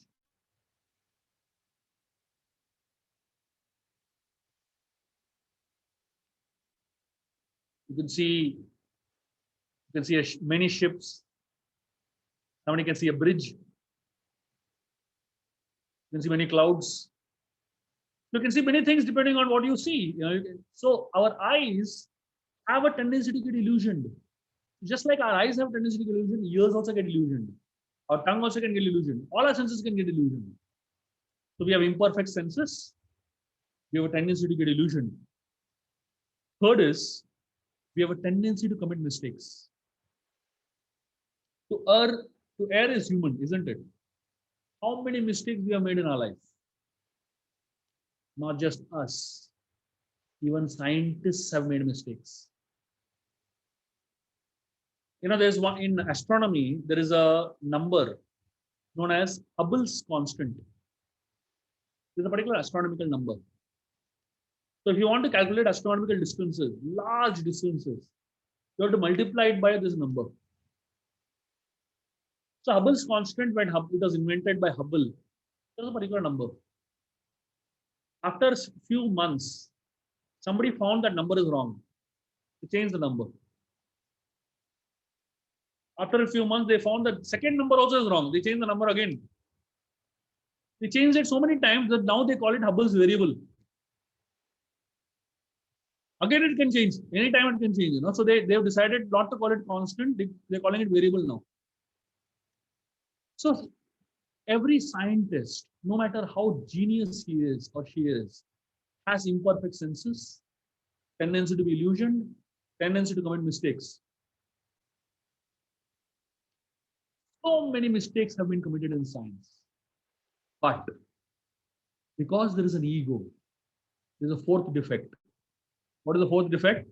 It's called the cheating propensity. So because human beings make mistakes and they're not ready to admit their mistakes, they cheat. And they cover up their mistakes. Let me tell you one example. There are hundreds of examples like this in science itself. When this Charles Darwin invented this whole theory of evolution and all, there was one particular bone that he couldn't figure out. Like say he was saying man came from monkeys, right? So monkeys' jaw bones were available. There are so many fossils they found of monkeys. So many fossils they found of human beings. Now they didn't find the connection between humans and monkeys, which established clearly his theory that monkeys have evolved to human beings, or rather humans have evolved from monkeys. He said, if I find that one jawbone that is the missing link between human and monkey, my theory is established. One scientist said, I found it. And the science world exploded. And this guy was appreciated so much. His name was there in every newspaper. That bone that he found, went into a British museum, and he was a celebrated scientist. After a few years, they found that this guy had taken a human bone and filed it to look like that bone that is between monkey and human. Completely fabricated it. It was not original. He fabricated it. Why? Just to prove that he found the missing link and to get the fame. So we have imperfect senses. We have a tendency to be illusioned because of it, and due to which we commit mistakes. And the fourth most important is that we have a cheating propensity. After having these four things, how can we rely on our senses? How can we rely on the senses of the scientists to give us, great proofs about the existence of God or about anything else in this world?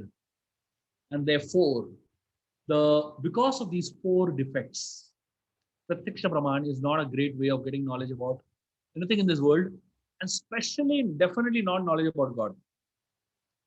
So the second way of getting knowledge is known as Anuman Praman. The entire scientific world is based on this only, Anuman.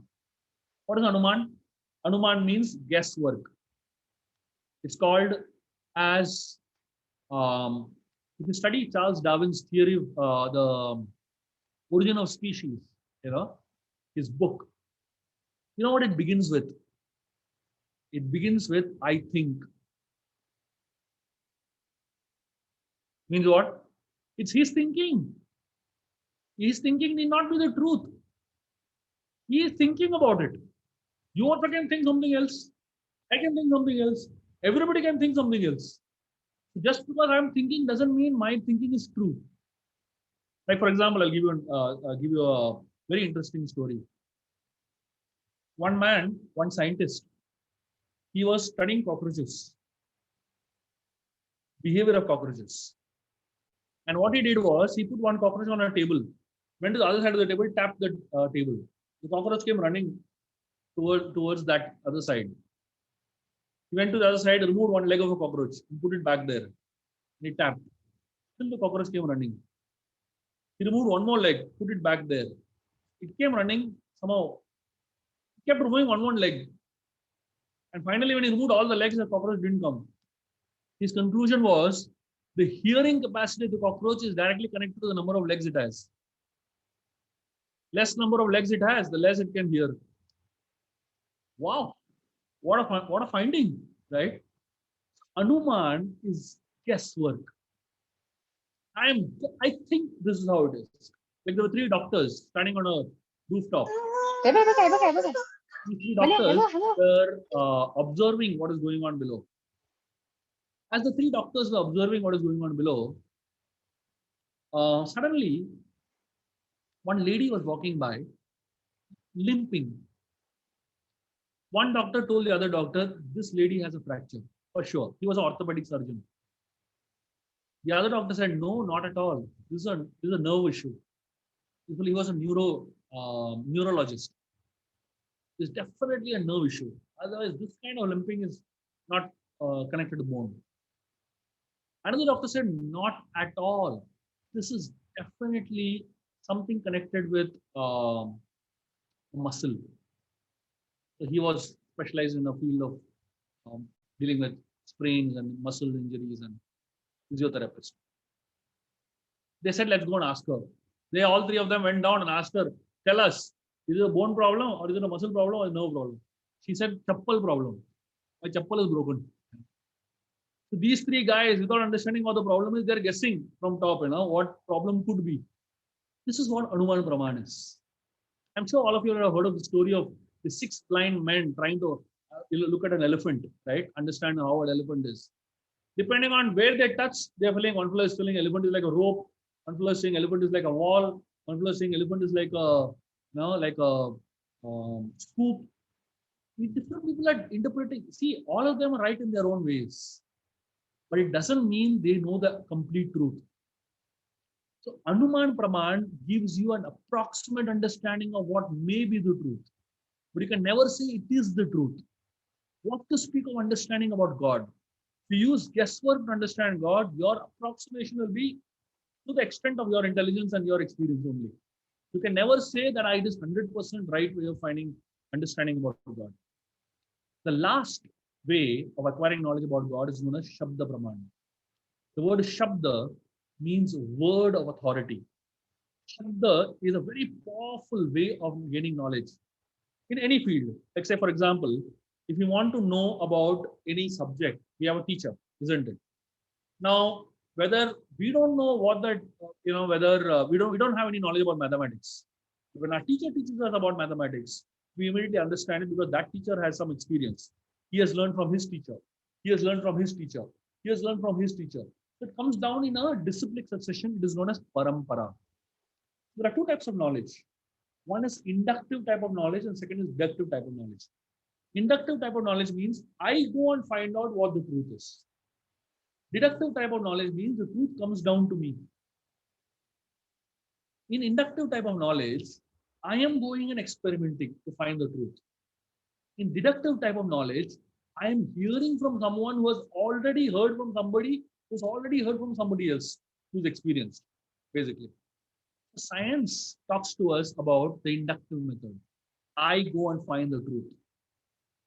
But spirituality talks about the deductive method, where you hear from somebody who has heard in a disciplined succession. That message, if you hear from the right source, is usually an unadulterated message and can be considered to be true. Like, for example, if you hear a news on radio saying this has happened, the moment you hear it on radio, you can assume it is true. Of course, nowadays you can't assume that also. It's a bad example nowadays, But at least about important news, you can assume it is true, So similarly, the great sages, they are great authorities in giving us knowledge about truth, about God. And based on their understanding of the scriptures, they give us knowledge. The scriptures are known as apaurishya. The word apaurishya means not written by human beings. The scriptures, the Mahabharata, the Ramayana, the Gita, the Bhagavatam, all our scriptures are known as apaurishya. Apaurushya means written word of God. They are not written by human beings. And therefore, they do not have the defects that human beings have. The question now is, how can I put faith in the scriptures? So we spoke about three ways of acquiring knowledge. One is Pratyaksha Praman, using our senses. We said there are four defects: imperfect senses, tendency to illusion, the committing mistakes, and cheating propensity. So we can't rely on a Pratyaksha Praman. And second method of gaining knowledge about God is Anuman Praman, which is guesswork. Again, my guesswork is going to be bad because my senses are defective, my intelligence is limited, so I can't always understand higher truths. Third way is Shabda Praman, which is the written word of God, which is authoritative knowledge about God based on the scriptures, which are Apaurusha. The question now is, why should I put faith in the scriptures? On what basis should I put faith in the scriptures? Here are some thoughts that will help you understand why to put faith in the scriptures, on what basis to put faith in the scriptures. So the scriptures, the first proof or first basis is historical information. There are many, many historical facts that are mentioned in the scripture that are perfectly true and that have come to be true later. Like, for example, Earth is round. Now, this information, where did we, when did science or when did human beings come to know? If you remember, if you have studied your history books, you will understand that at some point human beings were thinking Earth is flat. When Christopher Columbus left for his expedition, he was warned, don't go too far, you'll fall off the earth. But you know what geography is called in Hindi? Any of you all know what it's called in Hindi? Geography is called Bhugol. It's called Bhugol. Bhugol means what? Bhumi gol hai. Earth is round. We have been talking about it for centuries. Scriptures have been talking about it for centuries together. It's not that it's not a new information for anybody who has studied the scriptures. Or, for example, the development of the embryo. If you study the third canto of Srimad Bhagavatam, there is such a great detail of stage by stage development of the embryo in a mother's womb. In fact, it talks about every month what is actually the stage of development of the baby. Kapil Muni and Devahuti having a conversation with each other. Great details. One time I actually compared my biology textbooks. I was in 12th standard when I was reading this. And I actually compared my biology textbooks with what is there in the third canto of Srimad Bhagavatam, stage by stage. And it's unbelievably accurate. And Bhagavatam was written 5,000 years before. So imagine the kind of knowledge that existed 5,000 years before. And we are scientists, embryologists and scientists today are finding all these stages which have been known for thousands of years in the scriptures. Here's another example. Cow dung having antiseptic properties. Now the entire world accepts it, right? But there was a point in time where people are not able to accept only cow dung having antiseptic properties. People were thinking that Indians are all backward class of people, touching animal dung and all that. Now every scientist will understand and agree the fact that cow dung is having antiseptic. Of course, the Corona period actually proved it even beyond doubt, right? So who had doubt also now don't have doubt. So all these proofs of the existence. Like, I'll give you another example. I'm not sure how many of y'all know this. There is a cow milk is white in color, isn't it? But cow ghee, when you make milk into ghee, it becomes golden in color. Have you ever wondered how does white milk become golden in color? Here is the answer. The cow has a particular nerve ending in its body called the Surya Nadi. In fact, cow is the only animal that has a nerve ending. And specifically, the cows that have a hump have that nerve ending very clearly defined, actually.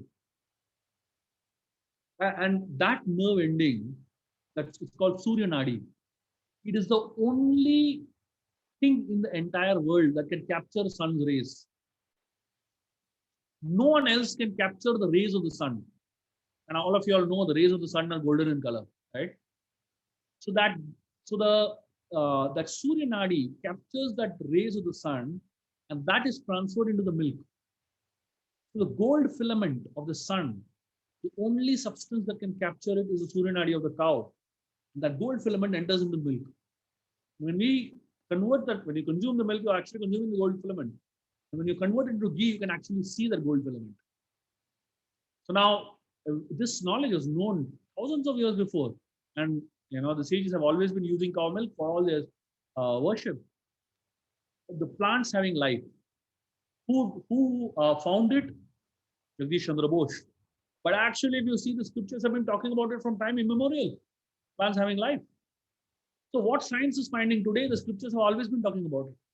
The first is historical information. So many hundreds of historical facts. Second is scriptures are like instruction manuals. We give us clear-cut instructions of how, like say, every gadget comes with a manual, right? Similarly, the human body is like a gadget. And the manual that comes along with it is the scriptures, how to make best use of the human body. We don't use, a lot of people don't use the manual at all, isn't it?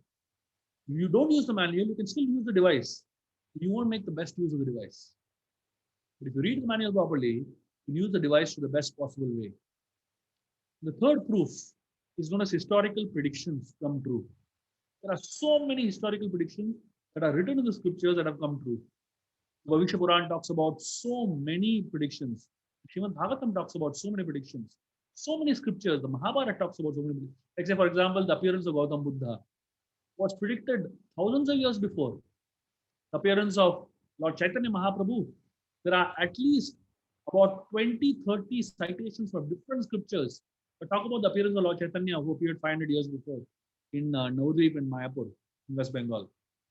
There are so many scripture evidences that talk about personality, like for example, Chanakya Pandit and Chandragupta. There is actually predictions about their appearance. Jesus Christ. There's prediction about appearance of Jesus Christ in the Bhavishya Puran.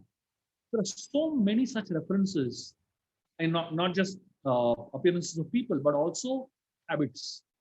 Like for example, the scriptures, the 12th canto of Srimad Bhagavatam talks about habits of human beings today. It talks about how human beings are going to get slowly degraded, how lifespans are going to reduce. Many years before, if you know, 100 years living was normal, common, right? Today, 80 is like, you live up to 80, or it's like grand old age. As you go ahead, you'll find the lifespan. If somebody is 20 years old, it's a grand old man. Wow, you managed to live up to 20 years. Lifespans are going to decrease with time. And we're already seeing it now. Not only that, the scriptures talk about likes and dislikes. It talks about food habits. The scriptures actually predict there will be a point in time where human beings will eat their own babies. In North Korea, actually, fetuses of children is considered to be a delicacy. It's already happening. It's not that it's going to take a long time. It's already happening now. There are so many such, predictions. Human beings will think that having long hair, men having long hair is considered beautiful. Already happening now. So many such examples the scriptures talk about. Talks about memories decreasing. There was a point in time in the past where people could remember entire books by heart. They were called Shruti Dhara. Remember everything by rote memory. Now you can't remember phone number also. Husband can't remember wife's phone number. Wife can't remember husband's phone number. There was a point in time where we could remember 100 phone numbers easily, right? Now who remembers? Our memories are decreasing, and all of it is predicted in the scriptures. So like that, there are hundreds of such predictions which can help us develop faith in the scriptures. Just summarizing everything I spoke, we spoke about 4 proofs for the existence of God. Creation implies a creator, laws imply a lawmaker, organization and order, design implies an intelligent designer. Then we spoke about the 2 definitions of God, spec and Bhagavan. Spec means supreme source, proprietor, enjoyer, and controller. Somebody who is a supreme in all the 4 aspects. Bhagavan means the one who possesses the 6 opulences and completeness. The 6 opulences are wealth, knowledge, fame, beauty, strength, and renunciation. 6 things. So if somebody has all these six in completeness, that is God. And then we spoke about how, many people say, can you show me God? The understanding is that uh, we may not be able to see God. We can see the effect he causes, the effect he produces. When you see the effect, you understand the cause. And then we spoke about the three methods of acquiring knowledge about God: Shiksha Praman, which is understanding through our senses. We saw that senses are having four defects: imperfect senses, tendency to be illusioned, tendency to commit mistakes, and cheating propensity. Because of which Pratyaksha Praman is not the right way of getting knowledge about God. Then we spoke about Anuman Praman, which is guesswork. Again, guesswork depends on my intelligence, my abilities, and because I have defects, my guesswork need not be perfect. And then the third thing is Shabda Brahman. Shabda Brahman means the word of authority. And here, when it comes to God, the written word of authority is the scriptures. And then we spoke about three ways in which we can have faith in the scriptures. So many historical predictions being proven true. We saw so much information. So scriptures are like instruction manuals that show us how to live our lives. The scriptures have so many predictions that have come true in the present times. So these three things help us have develop more faith in the scriptures. With this, we come to the end of the second session. Obviously, there is a lot more that we're going to discuss in the third session based on the scriptures. Going forward, whatever we are going to discuss is going to be based on the fact that we have faith in the scriptures. So the next session, tomorrow, the next Thursday when we meet, we're going to begin the session by talking about why to have faith in the scriptures, a little more deeper understanding of it, and then we will continue our discussions. I'll stop here. I'm sorry I went a little over time, but there was so much to discuss. Anybody has any questions or comments, please feel free to ask, share your thoughts. Anybody would like to say anything, please unmute yourself and go ahead. Ganeshji, please go ahead. Um, Hello, am I audible? Yes. Sir, first of all, thank you for such a wonderful lecture. It has cleared so many doubts in my mind. And the question is, means whenever I go through a hard time, I always ask this question to myself, that why God created human? Means I always ask this question to God also, but God might be busy helping billions of people, and I might be far away in a queue, or as you said, I might not be a pure enough so God can answer my question. But I always think that means I was born, I got educated, now I'm working for a company, and eventually I will die. Okay, but why I'm spending this much years, and for what? That is my real question is. The next session is precisely going to answer your question. In fact, the entire next session is only answered to your question. If you can hang on till next Thursday, you will get a great clarity on it, why you are here, why human beings are created, and you'll also get to know what is your purpose here to a great extent. Okay, and of course, the day 5 will give you complete picture, but tomorrow the next session, day 3, is going to give you quite a lot of understanding. Okay, yes, thank you, sir. Thank you. Muskanji, please go ahead. Hare Krishna, Prabhuji. Prabhuji, you mentioned... you need to speak a little loudly, please. I'm not able to hear you. Now it's clear? Hare Krishna? Little better. Yeah. You mentioned that our scriptures are apaurushya. Means it is a word of God. Right? But the scriptures are again written by human beings only? Yeah. So it's like this. Most of our scriptures are written by Vyasdev. So Vyasa is not a human being. Doesn't fall under the human category. He is one of the incarnations of the Lord. He's a literary incarnation of the Lord. So technically, they are not written by human beings. So we will understand more of that as you go ahead. But technically, they are not written by human beings. That's why they're called Apurusha. It's not written by a human being. Okay. Anything else? Any other questions? Anybody else has any other questions?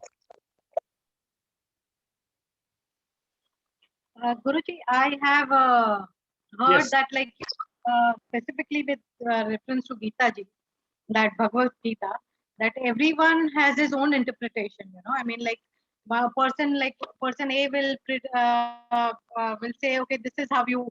For example, a shlok is there, and he will say, this is how you have to take the meaning out of it. I mean, they interpret it like this. Someone else will interpret it in his own way.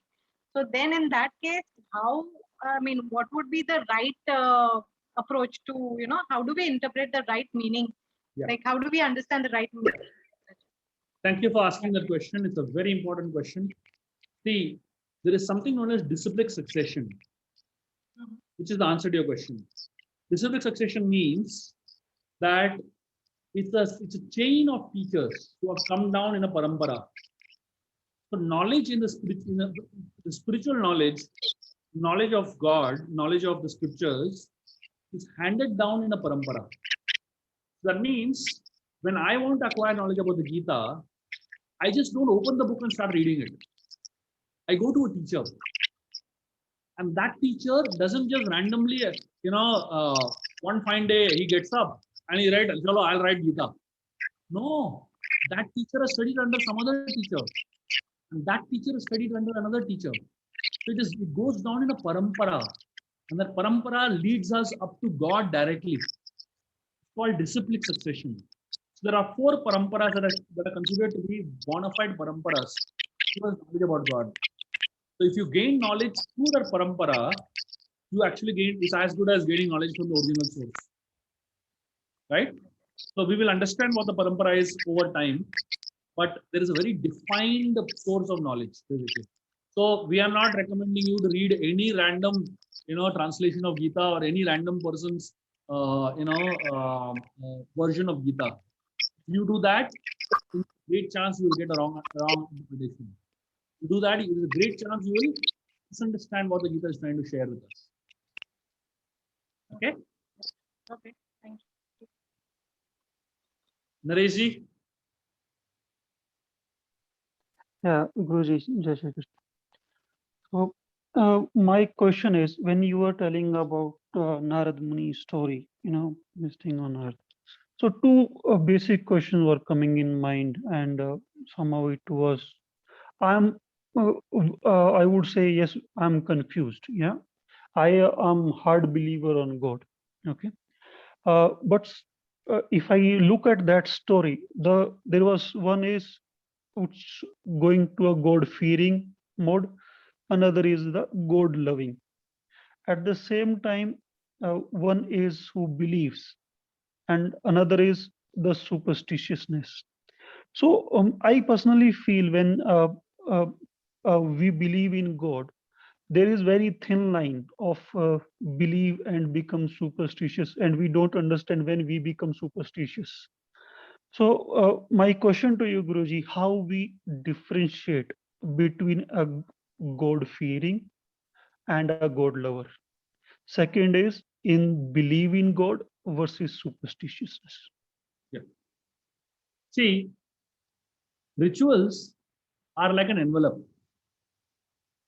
See, when you want to send a letter to somebody, what is more important? Is the letter, the content of the letter more important, or the envelope more important? Obviously, both are important, right? If the content of the letter is like if you send a envelope nicely sealed and nicely stamped passport, address is written, everything perfect, but inside the envelope nothing is there. What's the point in sending the envelope like that? But if you have written a nice letter, but you have not put the envelope properly, then the letter won't reach only. What's the point? So this is your understand. This is your answer basically. See, the rituals are like the envelope, and the message that you're sending, the love that you're sending, is a letter. So when we send a ritual, when we are worshiping God through a ritual, the ritual is an external package through which we're sending our love. So many people do not believe in the package. They only believe that sending love is important. But many people only follow the package and they forget why they are doing the package. Basically. The healthy combination of both is important. You need to have ritual also, but you need to know why you're doing what you're doing. And the combination of the two is what makes the ritual very special and what makes the ritual very meaningful also. So it's not that either or, it's both, basically. And as far as the story of Narad Muni and the cobbler is concerned, and the Brahmana is concerned, the Brahmana was not just ritualistic, but he was also faithless in one sense, right? So the idea of this story is not just to say that rituals are not important at all. What is important is why you're doing the ritual. The story is not to undermine the importance of rituals or overly emphasize the importance of love, but it's to understand the importance of both and the relevance of both. Of course, we could have seen it from different lights, but this is my understanding. I hope it clarifies, Nareji.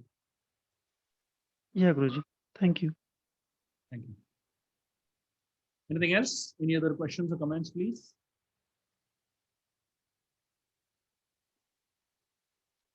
I hope all of you all are enjoying this the session and the discussions. Muskan, you want to ask something? Yes, Prabhuji, can I ask? We have time. Yeah, please, please. Yeah, I don't know how much appropriate my question is, like, but as you said, there is a Your voice was historical good sometime back. Again, your voice is broken. I am hardly able to hear you. Okay. When you began, it was clear. Yeah, we have a Yeah, now historical prediction wherein you say, like, it's mentioned that even Jesus Christ will be appearing on earth. Like, now I have my son who is a strong believer in Krishna, and he has a friend who is a Christian who is believing in Jesus. So my son says Krishna is the biggest Lord of all. His friend says, no, Jesus is the biggest of all. Ultimately, we tell it's one Lord having different forms. so if you can wait till day 4, you'll get a much clearer answer to this. Very, very clear and a very convincing answer. It will help you get all your doubts sorted on, what is the way to see it. Okay. You can hang Okay, on. Prabhuji. Yes. Thank you. Anything else? Any other questions or comments?